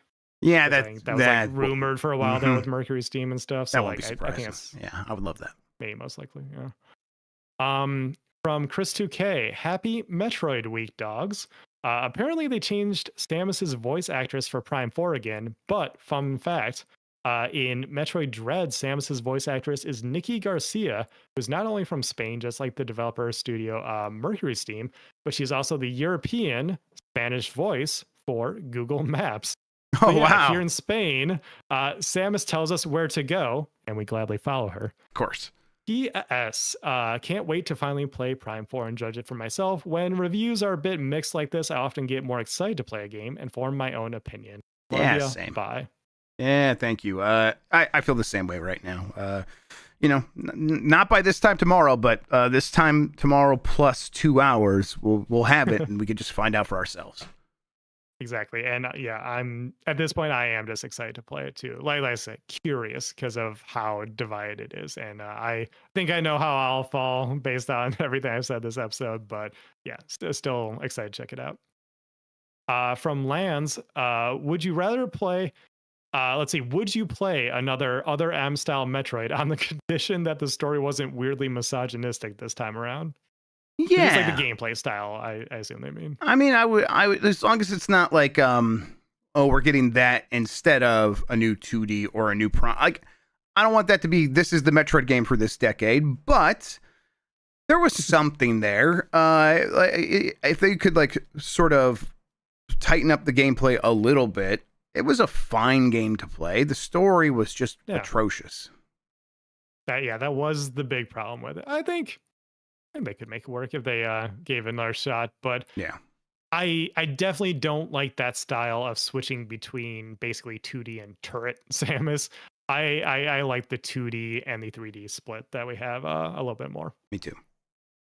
From Toshi, Cosmic Invasion, Metroid Prime 4, Octopath Traveler 2, Routine, Sleep Awake, Let It Die Inferno, and a big World of Warcraft patch all hit this week. Pretty crazy for the first week of December, huh? Yeah, it's also kind of like the last week you can really do anything. A lot of these companies want to shut down for the year, so they're getting their stuff out right now, and then it does get pretty quiet after this. There's like that Terminator 2D No Fate games coming out a little bit later this month, supposedly. Mina the Hollow, I guess, could drop at any moment, although that's feeling more like a next year kind of thing at this point. But yeah, everyone's just getting their stuff out this week, and it really feels that way. Yep, exactly. From Beef Hammer, Sean, I'm glad you're here with Jeff to address this.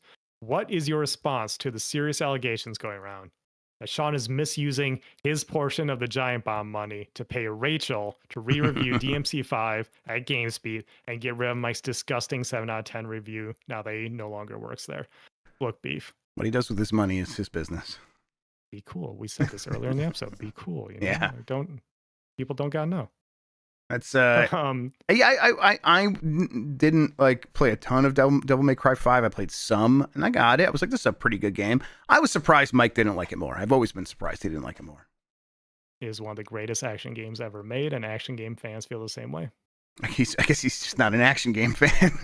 He's in like a Donkey Kong ride kind of fan. That's all he's into. Yeah, get out of here. I mean, that game is kind of cringe as fuck, so I can understand that. Mm-hmm. Fuck off. From Absurd Ziggy is Other M worth playing in any capacity? I know it has connection to the best Metroid game, Metroid Fusion, but I don't know if it's even worth kicking the tires with such a limited amount of time to play games. Sorry for always misspelling your name, Sean, and they spelled it right there, so thank you. And genuinely appreciate all the effort and content. I tried playing it a few years ago, and I was like, this is mostly useful to understand why people don't like this game. That's kind of what I came away from. Like, even when I was like being very forgiving and being like, okay, I get it. We don't have to like freak out because this is not what Metroid's going to be going forward. We know that now. So that's like sort of, that specter's gone. I could sort of just let that go and judge this game in a vacuum. And even then, it's like, its highest moments are still pretty mid. So I don't know. You decide based on that. I would say if you have an easy way to play it right now, if you're like me, you just like have a Nintendo Wii hooked up back there, ready to go, it's worth trying. Yeah. But I would not go out of your way. It's like, it's fine. It's good, but not that good overall, is what I would say. From Drummond J, when Mikey gets back, will you fix the IGN top 100 Nintendo games list? Oh no. Is that a new list that happened? Did we talk about that one before? I think it's a new one already. Oh, they did a new one? This is just Nintendo games. I don't think we did that. Top 100 Nintendo. I think that came out like a week or two ago, if I saw that right. Yeah, I mean, let's see here. We'll take care of it. Don't worry about it. We'll make the world right. What happened, and how can we blame Mikey O'Leary for it? We can always blame Mikey O'Leary. We can always, yeah. Number 100 is Eternal Darkness Sanity's Requiem. Are there 99 Nintendo games better than that? Probably. I think that's probably correct. Let's see. I actually don't know about that one. Yeah. That's interesting. Number 15 is Pokemon Heart Gold and Soul Silver. Are there 14 Nintendo games better than that, Sean? 14, maybe. Yeah, I would say maybe. Metroid Prime is 13. Okay, we'll see. Ultimate is 11. Mario Kart 8 Deluxe is 10. Okay, that's bold, but I might even agree. Then A Link to the Past, Super Metroid. Number 7 is Chrono Trigger. Oh, so we're just like games on Nintendo systems. Wait, is what we're talking about. Chrono okay. Trigger? What? I What's guess this list? So. I don't. Yeah. Let's see. Is that because? No, they're just saying published by Square. I'm like, did Nintendo publish that for DS or something? No. The Legend of Zelda: Ocarina of Time is 6. Number 5 is Tetris. So this is just games on Nintendo platforms. Number 4, Super Mario Odyssey. Number 3, Super Mario World. Number 2, The Legend of Zelda: Breath of the Wild. And number 1, Tears of the Kingdom. Okay. It could be worse. Yep. Could be much worse. But we'll fix it anyhow. Sure. There you go. From Bander, maybe something to circle back to after playing Prime 4, but how is this year shaping up for the Switch 2 and in comparison to the Switch 1? Keep in mind that Switch 1 had an extra 3 months and Odyssey was a late October game. It would come out late January if the timelines were the same. with Prime 4, is the Switch 2's lineup as good as 2017? And I believe he has also provided a Google Sheet that I might check out here. Okay. Yeah. So, I mean, I think that the first year of the Switch 1 was sort of like had like kissed by God in a lot of ways. It was just like kind of this perfect scenario of all these games and Nintendo having some stuff they were making for the Wii U that lined up for the Switch instead. So that was better. That was clearly better. I think it's also there's been some misses on the Switch 2 with like Drag and Drive and Mario Kart World being a little disappointing. I'm trying to think. I feel like there was some other stuff where I was like, oh yeah, that didn't hit as well, but I'm not thinking of it. I don't know. And then Kirby's Air Riders has been a lot of fun. Hyrule Warriors, Age of Imprisoment's been really fun. There's been some ones that have been surprisingly good as well. So I don't know. It kind of evens out a little bit, but I prefer 2017 over 2025. Yeah, I'm looking at the spreadsheet he provided, and he is sort of talking like in general, including like, you know, third parties and indies, how is sort of just like the launch year in general for the platform. And I see the argument that if you count things, you know, like Silksong and Hades 2 being on there and stuff like that, there's definitely an argument to be made for the Switch 2. Yeah. I just think, maybe you and me are together and like, hey, Breath of the Wild and Mario Kart 8 Deluxe and Odyssey. And Odyssey. And for me, Splatoon 2, like that. Golf Story, even, It's tough to compete with that. But I think thinking about it, I would say that the Switch 2 has been a bit of a disappointment. But if you factor in everything, because, you know, I like a lot of PC stuff. I'll play everything on Switch. It's really good. It definitely is. God, that Mario Tennis Fever game's out in February. That's crazy. All right. Oh, that's right. Okay. Input name here. Do you have a favorite depiction of Samus? I liked the original Prime face reveal before she got yassified for Zero Mission. Yeah, that's good. I Dread has been my favorite Samus depiction. She's just so cool. She does have we talked about it. There's a voice actor for that game. She has one line in the game and it hits so goddamn hard. She like speaks some weird language, some space language, and it rules. So we are the Metroid. Yeah, she's we have become the Metroids. And it's like very there's technically 2 voice lines, and that second one hits pretty damn hard. Yeah, that's right. Yes, God, it's good stuff in that game. Dread is just a fantastic game. I really, really like that. And yeah, it probably is my favorite depiction of her overall. Let's see. Bikes and Brews, where will Prime 4 rank in the Metroid franchise, do you think? Yeah. I imagine for a lot of people, it will be number 2. I think it's going to be number 2 for most people, actually. Oh, I guess in the Metroid franchise in general, a lot of people are going to say 3.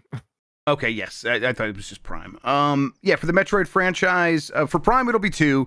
For the Metroid franchise overall, it could easily be the third best one. Behind Super and Prime 1, because that's the way a lot of people view it. It'll be behind Dread for quite a few people as well. So 3, 4, 5 in that range. True. Yep. Yeah, so somewhere, wow, that's weird to think that like maybe somewhere in the middle. Okay. Yep. From Crisp Rat, does Metroid Prime 4 break the magical 3 million copies sold? Yeah. I think it does. Yeah. I mean, does it do much more than that? I don't know.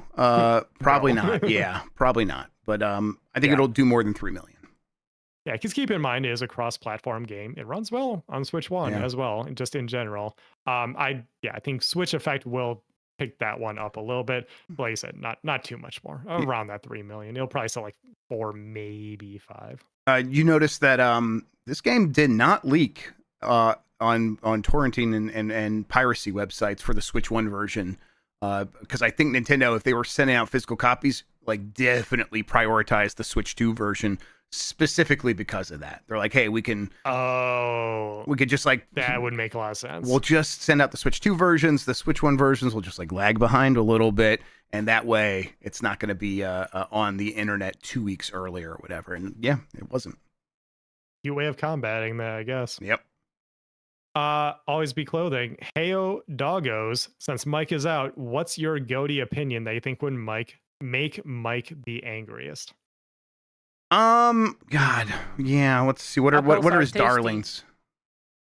Apple of the year. Yeah. I mean, I'm trying. in the past, What's at the top of Mike's list right now? I mean, I think it's Expedition 33. I think that's going to be his game of the year. Yeah. That's high on my list too. Yeah, I mean, I like that game a lot. So that's French. It is, yeah. That's what if we held that against it?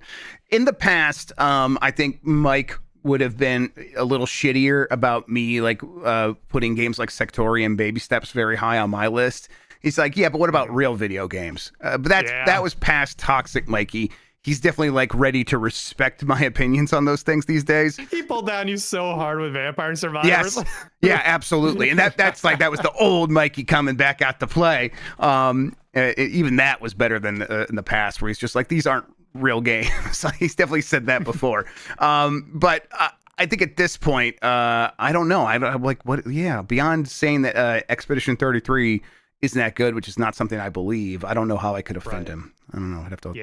I think it also helps that like me and Mike have pretty similar tastes in particular. So like we usually just butt heads about like how much we like each thing. And so like I guess for me it would be like I seem to like Shinobi way more than he does. I guess that's the only point I can see us maybe arguing a little bit.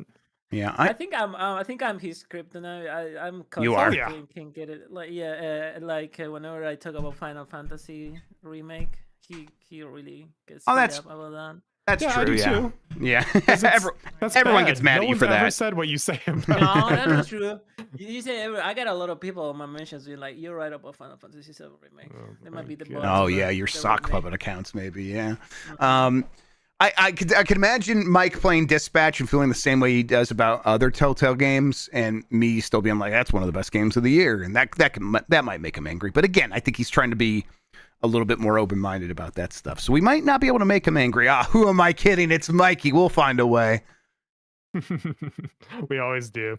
From James Pies, which lesser-known dormant Nintendo franchises do we need to see reappear on the Switch 2? F-Zero, Star Fox, Punch-Out are the big name callouts that come to mind. But damn it, give me another mystical ninja Goemon. Those Goemon games run really good on the analog 3D, by the way. Yeah, people should check that out if you have an analog 3D. Yeah, I would, obviously for me it would be Punch-Out. Punch-Out had like the arcade game is rough, but all the other Punch-Out games are phenomenal. They're like some of the best games on each of the respective devices. And all they need to do is find a way around the stereotypes. You don't have to make every character a stereotype, and then you can bring that series back and we can all just be happy again. You could do something like maybe regional stuff, like, you know, a Texan, for example, you know, something like that, maybe. Or from Italian. Stereotypical jobs. You could do that. You could like beat up an accountant, right? But you can't beat up a Japanese person whose name is Honda. Yeah, beat up someone who's like very Boston and speaks with that accent or something like that. You know, right? Like, you can do a lot of American stereotypes. You're right. That you can get away with. That's where I'm coming from, because they're a North American studio. If they were making it, you know. Yeah, right. Bring back Bear Hugger though, the Canadian. That's just good fun. That's good, clean fun. Yeah, he lives with a beaver or something. They really got the Canadians with that. Well, all the Bostonians in chat are just like, "What the hell? I didn't even say anything bad." Oh my Go Pocket Cars. Star Fox. More Star Fox. Yeah, like excluding Pokemon kids, I kind of consider that a separate thing. Star Fox is my favorite Nintendo series behind Metroid, so like, just that's another one that seems like people are just never happy with. Yeah, if it's not Star Fox 64, people are mad, Jeff. Yeah, even worse with that one in a lot of ways. That one has like no room to work with. That's why Nintendo's like, we're not even gonna fucking try anymore. Yeah, it's unfortunate. From Stinky, shout outs to the dogs. Just got a copy of the official Stardew Valley cookbook. What game do you want a cookbook for? And I think I'm pretty sure this exists. I think even like the Yeti or someone did. Breath of the Wild. Yeah, I think there is that, and I would like that as well. A Kirby cookbook would be fun. There's always great food in Kirby games. I guess it could be like a baking cookbook, so making sweets and stuff like that. I just heard a fun fact that it was a poet that was a struggling poet in like the 1820s or the 18 teens that was just like, I'm struggling here. I need to make some money. And they came up with the concept of cookbooks. And you could still find that cookbooks. You could find the first one ever. And I really want to make a recipe from the very first cookbook in human history. That sounds like a good time. Oh, that would be interesting. See, I seen a video of someone trying to do that, and they were like, all the measurements in this shit are useless. Because chickens used to be double the size or like half the size. I don't remember which one, but it was so different. I'm sure it was half the size. We pumped those fuckers with so much steroids. Yeah, absolutely. It's like, yeah, they probably use baby's handful in the way that Jan does, but seriously, they're like, no, we know exactly what a baby's handful is supposed to be. Yeah. I'm skipping just a few here in the interest of time that are redundant. You know, all the racist ones, right? Okay. Oh, that too, obviously. But thank you everyone who sent in. You know, I pinged everyone, so we got a lot of submissions tonight. But just last few here. Sludge Reinhold. From everything I've seen, Metroid Prime 4 seems to be one of the best looking and technically performing Nintendo games ever made. How does this game make you feel about what other developers, first or third party, might be able to get out of the Switch 2 in the future? And Jeff, the word that comes to mind is optimistic. Okay, I'll be optimistic. I've been relatively optimistic about the Switch 2 so far in terms of performance and what is possible. Obviously, Star Wars Outlaws continues to be like the big like indicator there that good things are possible, even with games that have like ray tracing built into their tech. You know, Metroid Prime 4 is only going to be so much of an indicator because they're using their own engine, as far as I'm aware. Probably the stuff that they use for Metroid Prime 1 remastered. But you know, if people take their time, they can get similar results. It's just like which studios can afford to take that time. It's not going to be all of them. Yeah, I think the thing to keep in mind is that Switch 2, you know, it's around that like more PS4 level of power, which is really good for a handheld, but you know, it can only do so much. So at this point, it's just impressive that we are seeing very solid performing versions of those games, like you mentioned, kind of have like ray traced global illumination and stuff like that. That can be heavier, but because the Switch 2 supports stuff like that, we can just see solid ports of current gen games. I think that will start to peter out, you know, in the distant future, because the Switch 2 lasts around like 7 or 8 years, like the Switch 1. Yeah, that'll slow down a little bit at some point, but I think, yeah, just I'm optimistic in general with what people are going to do. Same. Let's see. Jedi Moss 4. What's the coolest visual effect of the Prime games, and why is it Samus's face reflecting in the visor? Still looking forward to this and other amazing visual touches in Prime 4. And I do think that's just like one of those nice things that, yeah, really does sell it for me. It's one of those things you would read in reviews and be like, what are they even talking about? That's not possible. You can do that? That's crazy. And then you experience it for the first time. It's like that. I'm going to go blow a bunch of like missiles at this wall so I could see that effect over and over again. I was playing Metroid Prime 3 and it's like, oh, they knew what they had. I think every time you bring up the visor, the scan visor in that game, your face is reflected the whole time you're doing that. At least in the emulated version I was playing. Maybe that's not how it's supposed to work. I don't know. From JD Camp, who would play John Metroid in a Metroid movie? Perhaps a cool guy who watches this show. Yeah, my vote would always be for Chris Pratt, of course. Exactly. Screw Brie Larson, get Chris Pratt in there, and he'll do a great job. Oh yeah, he knows how cool Samus is. And then last here from Grant, which Muppet is Jan going to present an award alongside at the Game Awards? Probably that little shrimp guy, or the rat. God, what's his name? I think that Jan and that rat would get up to no good in LA together, and they'd have a good time. But we'd have to like send out someone to go rescue Jan from whatever stupor he would end up in. Rizzo the rat. Thank you. For some reason, Rizzo, we got that Rizzo. Yeah. For some reason, the idea of Jan trying to cooperate with Animal is very funny to me. I don't know why. He's already got to deal with me. He doesn't need to deal with that with Animal as well. He's so experienced. Yeah, that's true. All right, and that's going to do it for the mailbag tonight. Again, thank you everybody who sent one in. If I didn't read it, again, it was just in the interest of time because we got so many tonight, but we appreciate all submissions. Thank you, everybody. Thank you, Sean, for putting in that work of gathering those up and reading all of those. I appreciate it. Let's take one more break. We'll come back. We'll talk about what we've been playing and clear up those the rest of those super chats right after this.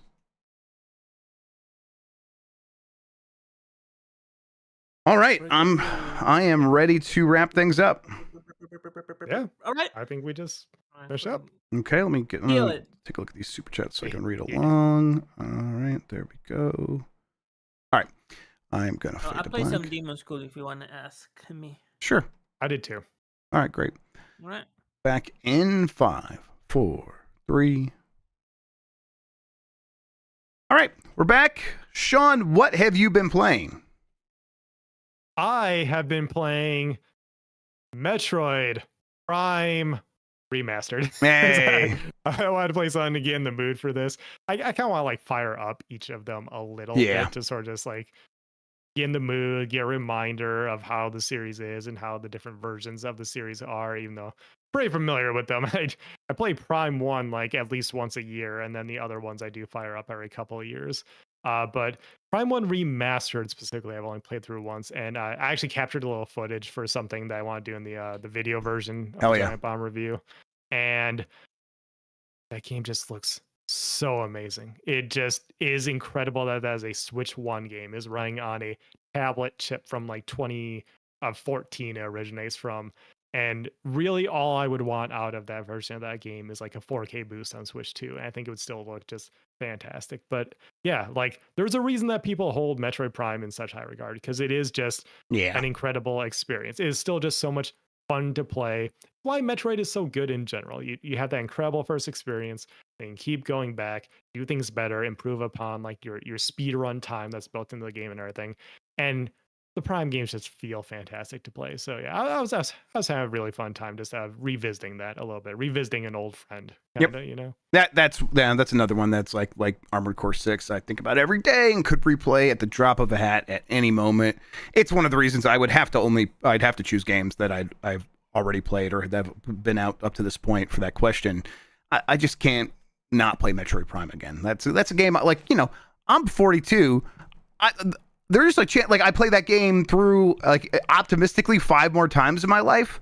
Maybe that's a lot. I probably won't do that. Right. I know. Not to be morbid, but it's like the game's super special to me. I want to go back to it whenever I can. I'm glad you're playing it again. It's fun. Yeah. I think the other big one, is Hyrule Warriors: Age of Imprisonment.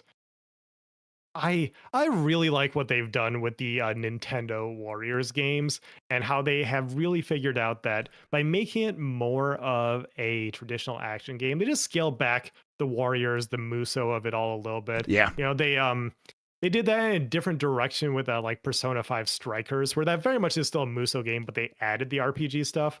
For the Hyrule Warriors games on Switch and Switch 2, they've just like scaled it back a little bit, and I think it works really well, because then you can focus more on like doing the combos you want to do, doing the moves you want to do, and seeing those awesome finishing moves and specials and stuff, the supers and stuff. The team up supers are so cool. You know, you have like Zelda high-fiving Rauru, and then they both get the gigantic, you know, Iron Man proton cannons, and some of the stuff they do with some of the things are so cool, because like that one in particular, like some of them are power-ups that like assist you in battle. That one is they both remain stationary, and the analog sticks control the proton lasers that they each have, so you can point them in different directions. You can like point one at the crowd and then one at a boss. You can focus in on a boss. Like, god, it's moments like that that are really cool in these games, and I think it was smart of them to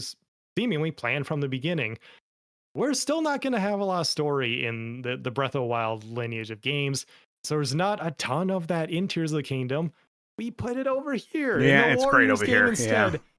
Yeah, it just works super well having all of those cutscenes. It's more of what you would expect in this style of game. And like, this is a canon thing that happens. Zelda gets sent back to the past and like has to like, you know, do what she does to get back to where she is in Tears of the Kingdom. And I'm really curious to actually see how we get to that point. And like, there's so many cool little fan service moments of like seeing how Ganondorf becomes Blight Ganon and everything like that. I'm having a great time with this game, Jeff. Way more than I thought I would. Yeah, I think it turns out that a lot of the stuff that makes this game good has been in these Hyrule Warriors games from the beginning. It's just now at the Switch 2 obviously unlocks all the ways to enjoy that because you're not miserable due to the performance. That goes a long way. And I think you're right. They just make a lot of smart decisions. They pare back where it makes sense. They pile on where it makes sense, like with the story here. It's like, oh yeah, you know what? I like all these characters quite a bit. Seeing them interact is also quite a bit of fun. And then that carries over into the action where the characters are still sort of interacting or chirping a little bit at one another. And then you get to do all the extremely fun team up action things. And I don't know, it's so over the top like these games always have been, but the spectacle is married with the Zelda-ness in such a strong way that I can't help but respect it. It's a surprisingly competent video game. Exactly.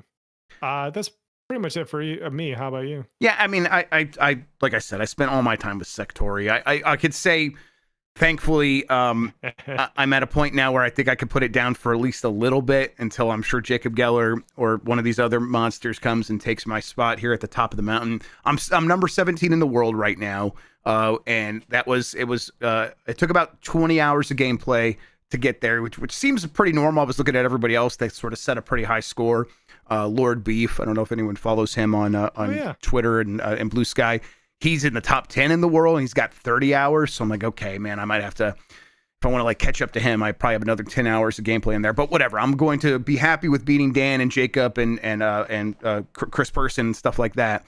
And then we'll see if one of them comes back and gets me. But because that is now I'm number one right now out of that group, I'm going to go back and play some other games. I will probably actually play a little bit more Hyrule Warriors. I was already planning to, and now us talking about it's like, oh yeah, I was really enjoying that game. But it's cleanup time for Game of the Year. It's I'm booting up Shinobi next at your request specifically. Yes. So good. When it hits you so hard. Is that on Switch? That's on Switch, right? I believe so. Yeah. I'll just play it on there. I can't remember if that version had any issues. Vengeance. Yeah. Which. Yeah. I know. What Ninja Gaiden Ragebound did, but they fixed that on Switch. That's what it was. It was Ragebound that had issues. Yes, that's right. Yeah. I loved Ragebound so much. You played both, and you prefer Shinobi, right? Yes, by a lot. And it is because there's sort of the debate of like, oh, this one does combat good but platforming bad, and then vice versa. I think they both do each well. It's just that Ninja Gaiden is focused on the platforming and Shinobi is focused on the combat. And as a big character action game person, I love the one that has more combat focus, which is Shinobi. You know, we've had quite a few like sort of middling action games come out recently. Even like I said, like Ninja Gaiden 4 didn't quite hit with me, even though it being platinum this time around. I found what I wanted of all of that in Shinobi, which I did not expect, and that is awesome. By the way, I did check out Sectori after I saw you talking about it over the break. Fun game. I like it too. It's one of those games, kind of like a Neon White or something. Yes.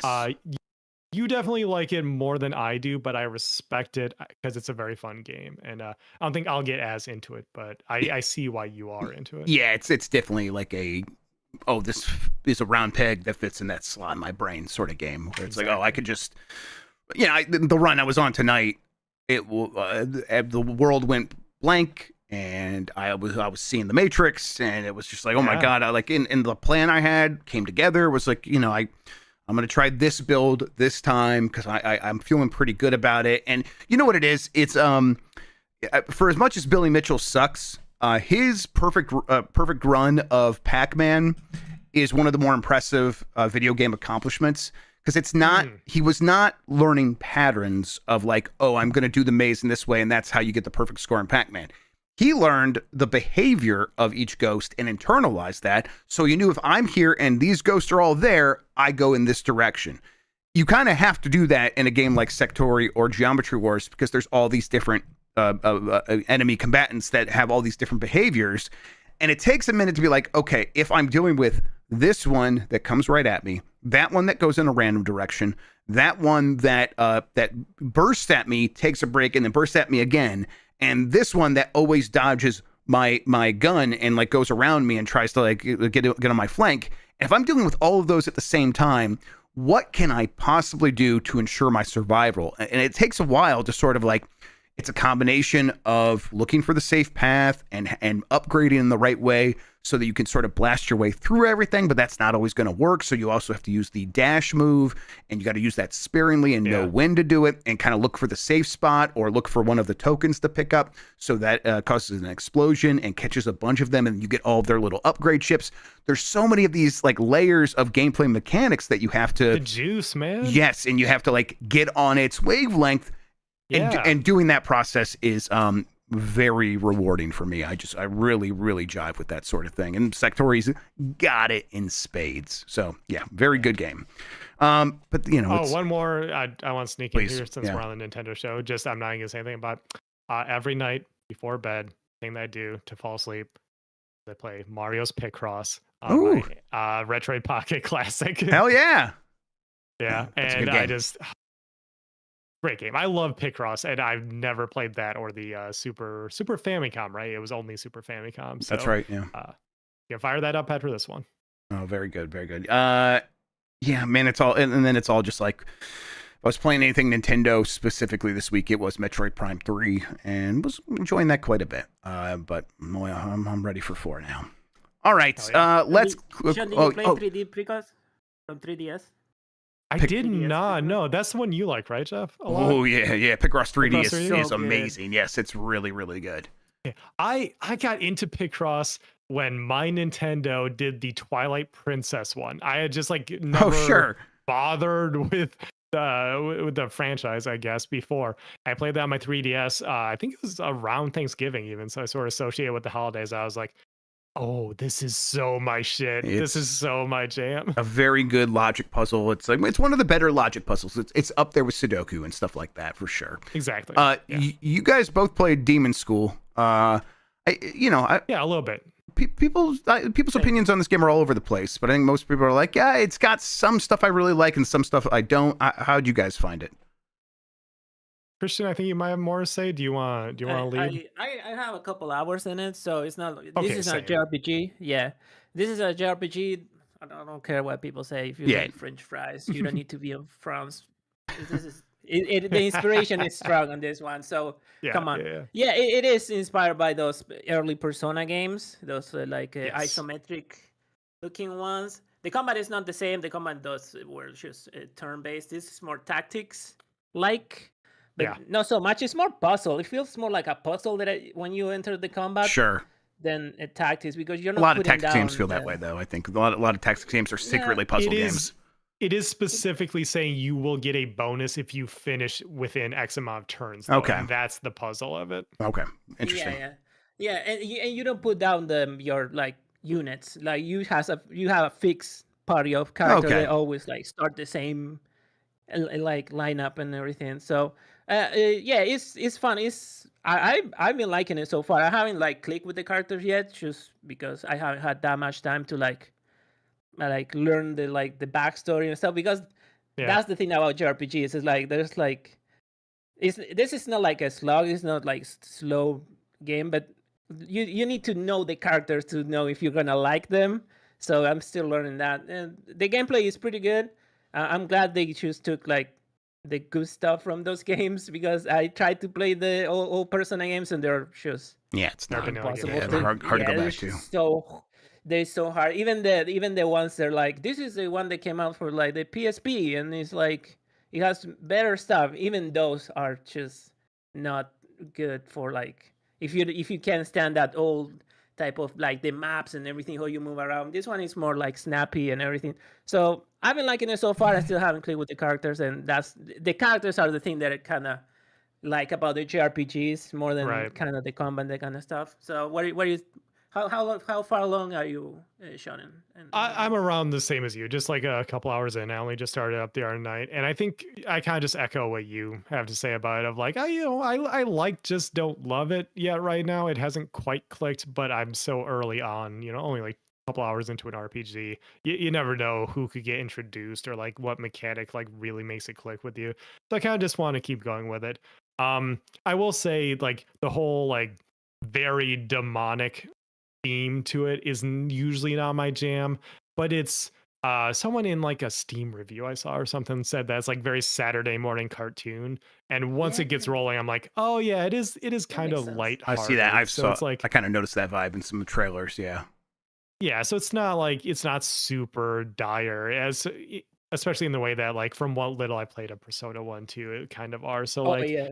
yeah, I click with this more than those old Personas, but it hasn't like quite sunk in yet. So I'm still kind of interested to keep going with it because it seems like it's doing some cool stuff there. Jeff, like the puzzle of the combat is, at least so far what I've gone to, is it's just melee combat, but you basically have one character pull enemies into the different spots, and then the other character hits them, and it's a domino effect. So you can get multiple knockouts if you knock Sounds like enemies into each does other. sound like Into the Breach. Okay. Okay, I sure. love Into the Breach. Kind of, yeah.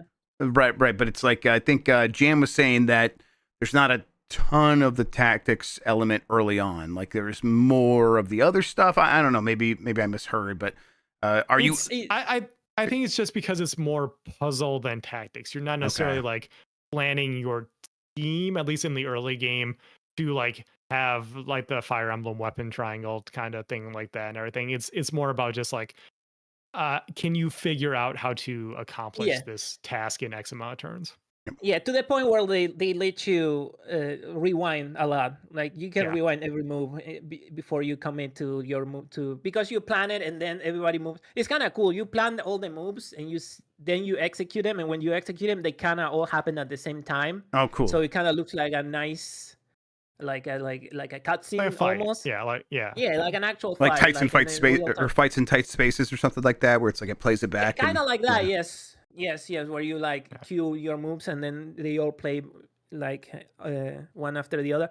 But it's cool. You don't what I was about to say. I totally forgot what I was about to say. Yeah, I was like, oh, you don't at the beginning you don't have all the characters, and the characters kind of like act differently. So there's a character that doesn't fight, is a healer, but you can still push people into him, and he will like defend himself. Like he will like self-defense, he's okay with self-defense. So he can attack, but you can put it in a place where you can pull someone else and push all other 3 enemies into him, and that will like kill everybody in the line. So it has that kind of like dynamic with the characters. Yeah, it's cool. I will be interested to hear like a little bit more if anyone plays any more of it. I don't know. I won't be surprised also if like this is one that kind of falls by the wayside as like stuff like Metroid comes along. Yes. Yeah. I also spent a lot of time with the analog 3D and playing stuff on there. It looks so good. It's really really good. I'm saying it in a bunch of places now, but it's a N64 Pro. And it's a good way of playing it, and I highly recommend it. At this point, it's like it has fully won me over, and I think it justifies its price and everything. With the caveat of you have to have some interest in the N64. I think this is a real fun way of like if you have had a burning curiosity about that system, this is a real great way to experience that stuff. It's not the cheapest way, obviously. Go emulate that stuff if you'd rather just kind of dabble. But if it's time to get serious, boy, this is the ideal way to play most of those games. There's going to be some exceptions, but generally speaking, it has been the best way to play these games. I'm really, really happy with it. We'll have a quick look going up on Giant Bomb here pretty soon. It should be tomorrow that I'll put that up. It's taking me a little to upload. I'll probably do it overnight because we're doing a 4K video, so we can show off all the little details in as high quality as we can provide on YouTube. Yep, exactly. Also, yes, this is not my Halloween skeleton. You could see up there he's wearing a turkey on his head, so he's the Thanksgiving skeleton. So I still have my Thanksgiving decorations up. I need to put a Santa hat on him instead. Put a Santa hat on it. Exactly. Yeah. Hell yeah. It's an 8-foot skeleton. I think this is where he's just going to be now. I don't want to take him apart. So that's pretty cool. Chuck, I need to. He just wants my GPU and some RAM. I need to send that to him. We have to talk about. I was going to ask you about that after the show. Yeah, I was going to put my 4090 in my old machine, but it's the 4090 is a it's like 2.5 slots, and it wouldn't fit. So you got to tell me if that will fit your system. And if it does, I'll send you the 4090 instead. If it's still better than what you Mini have. ITX build, Jeff. Okay, so we'll have to figure it out. We'll come up with something. Yeah, that was my issue. Is I was trying to put it in something a little bit smaller. Yeah, exactly. All right. Okay. Any other super chats? Yeah, we got a few of them here. Oh, okay. We'll hit these real quick. From House of Herman, shamelessly stealing this from Tim Geddes. Which 12 characters would you include in an animated Smash Bros. Movie, probably by Illumination? Okay. Well, let's Mario? get Mario out of the way. Okay, so there's Link. Mario, Link. Who's the like? It's got to be like Mario, Link, and at least Kirby. Peach or Zelda. Oh, Kirby. Yeah. Yeah, Kirby. Yeah, for Kirby. sure. Peach probably. Okay. Especially after the Mario movie. Right. One of the hot Pokemons. When will people like to fuck? Lucario? No, Pikachu.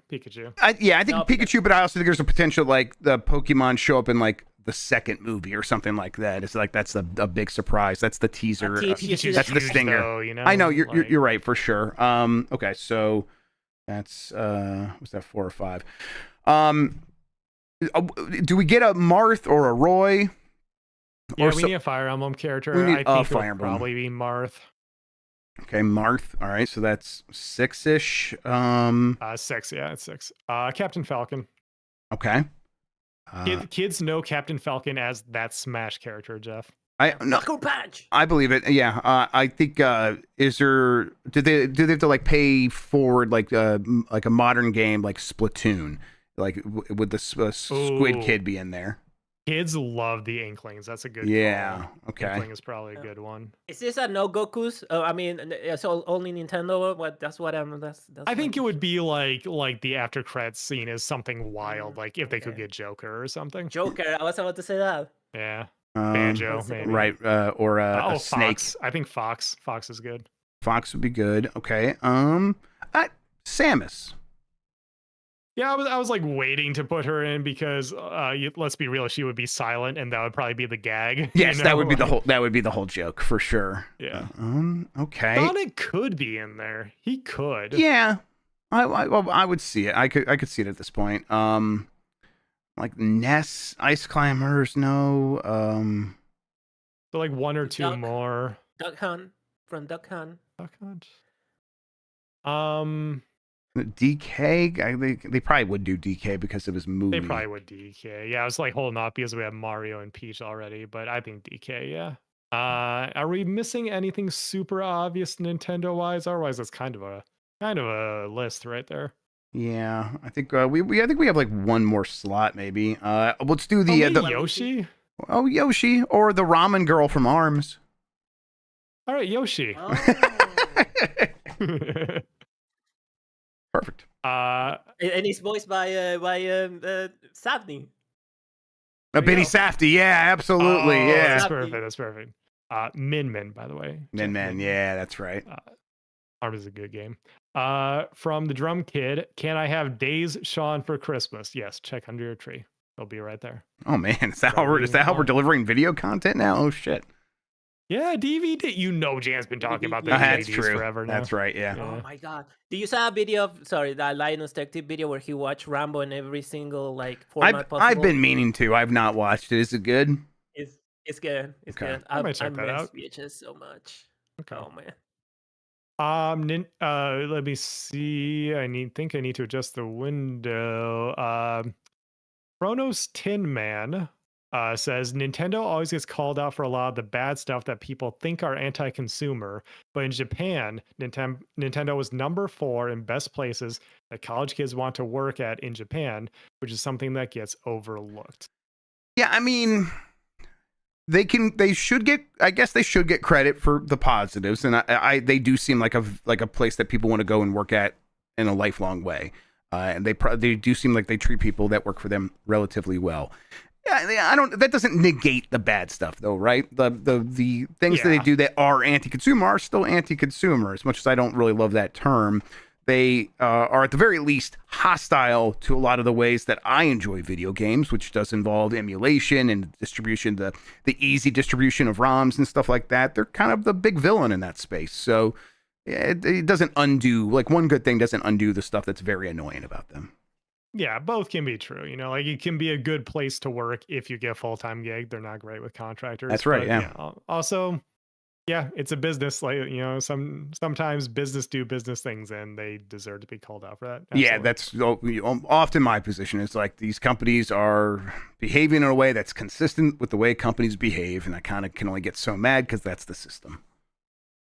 From Passel of Hogs, hey Sean, did you ever finish 100-line Last Defense Academy? Where would you rank it on your top games of the year list? Thanks. I I need to talk around this one. I got the primary ending of Last Defense Academy. If people have played the game, they know what that means. I'll tell you after the show, Jeff, because you'll be flabbergasted by what the truth is behind that one. It is. Is this one of those, like, you know, the nonary games when you see like you finish the game and then it's like bam, bam, bam, everything unlocks and it's like a tree of like a bunch of endings? Does it show that like that? Like a, So like as a to bunch where of, it would like... rank in my top games of the year Oh my list. God! Oh no! It was towards the top earlier in the year, but it kind of slips as games I like better come out. It's definitely in my top 10 though. I liked it a lot, and like early in the year it was probably my number one. But so it'll probably settle somewhere around like 5 or 6, I'd imagine. Cool. May 6, 7. There it is. Oof. From Plufim, I'm gonna say indie game recommendation, Windswept. It's DKC 2. Oh, okay. Sure. Hell yeah. There you go. From Zombie Porn, first game you're playing after Giant Bomb Game of the Year stuff. I keep saying it over and over. I was like halfway through the Sakura Wars 2 fan translation. Getting back to that, and then a bunch of stuff we mentioned throughout the episode. I will probably pick up that Game & Watch Zelda thing that Nintendo sold a few years ago that's been like sitting on my table next to my couch upstairs and play through Link's Awakening again. Something like that. Such a Grubb answer, and I love it. Yep. And then last one here, Postman Dan, what's the last album you listened to in full and what grabbed you about it? Man, I think this question's like what's the last one, as in like what's the most recently released one. But the last album I listened to in full was probably that new Sacred Cow Kenna album I always talk about. I these days not listening to a lot of albums all the way through. How about you?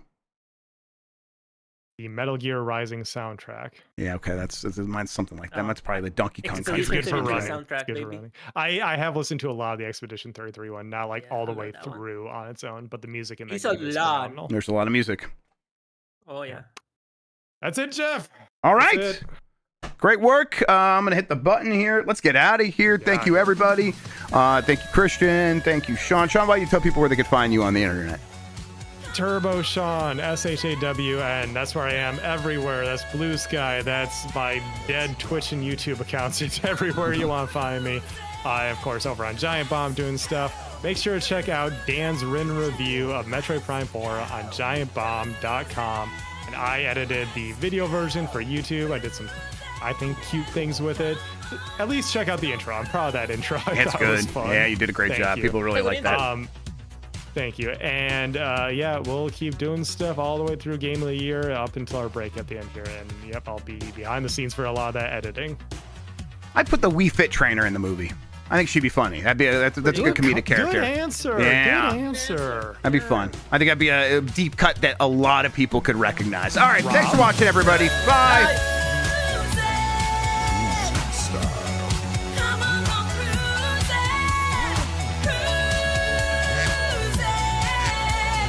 It's Donald Duck for real!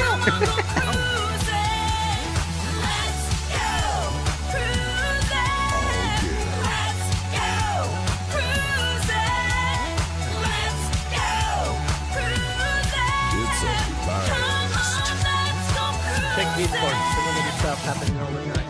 Check it. Who's ready to nut? Those are great liquid explosions.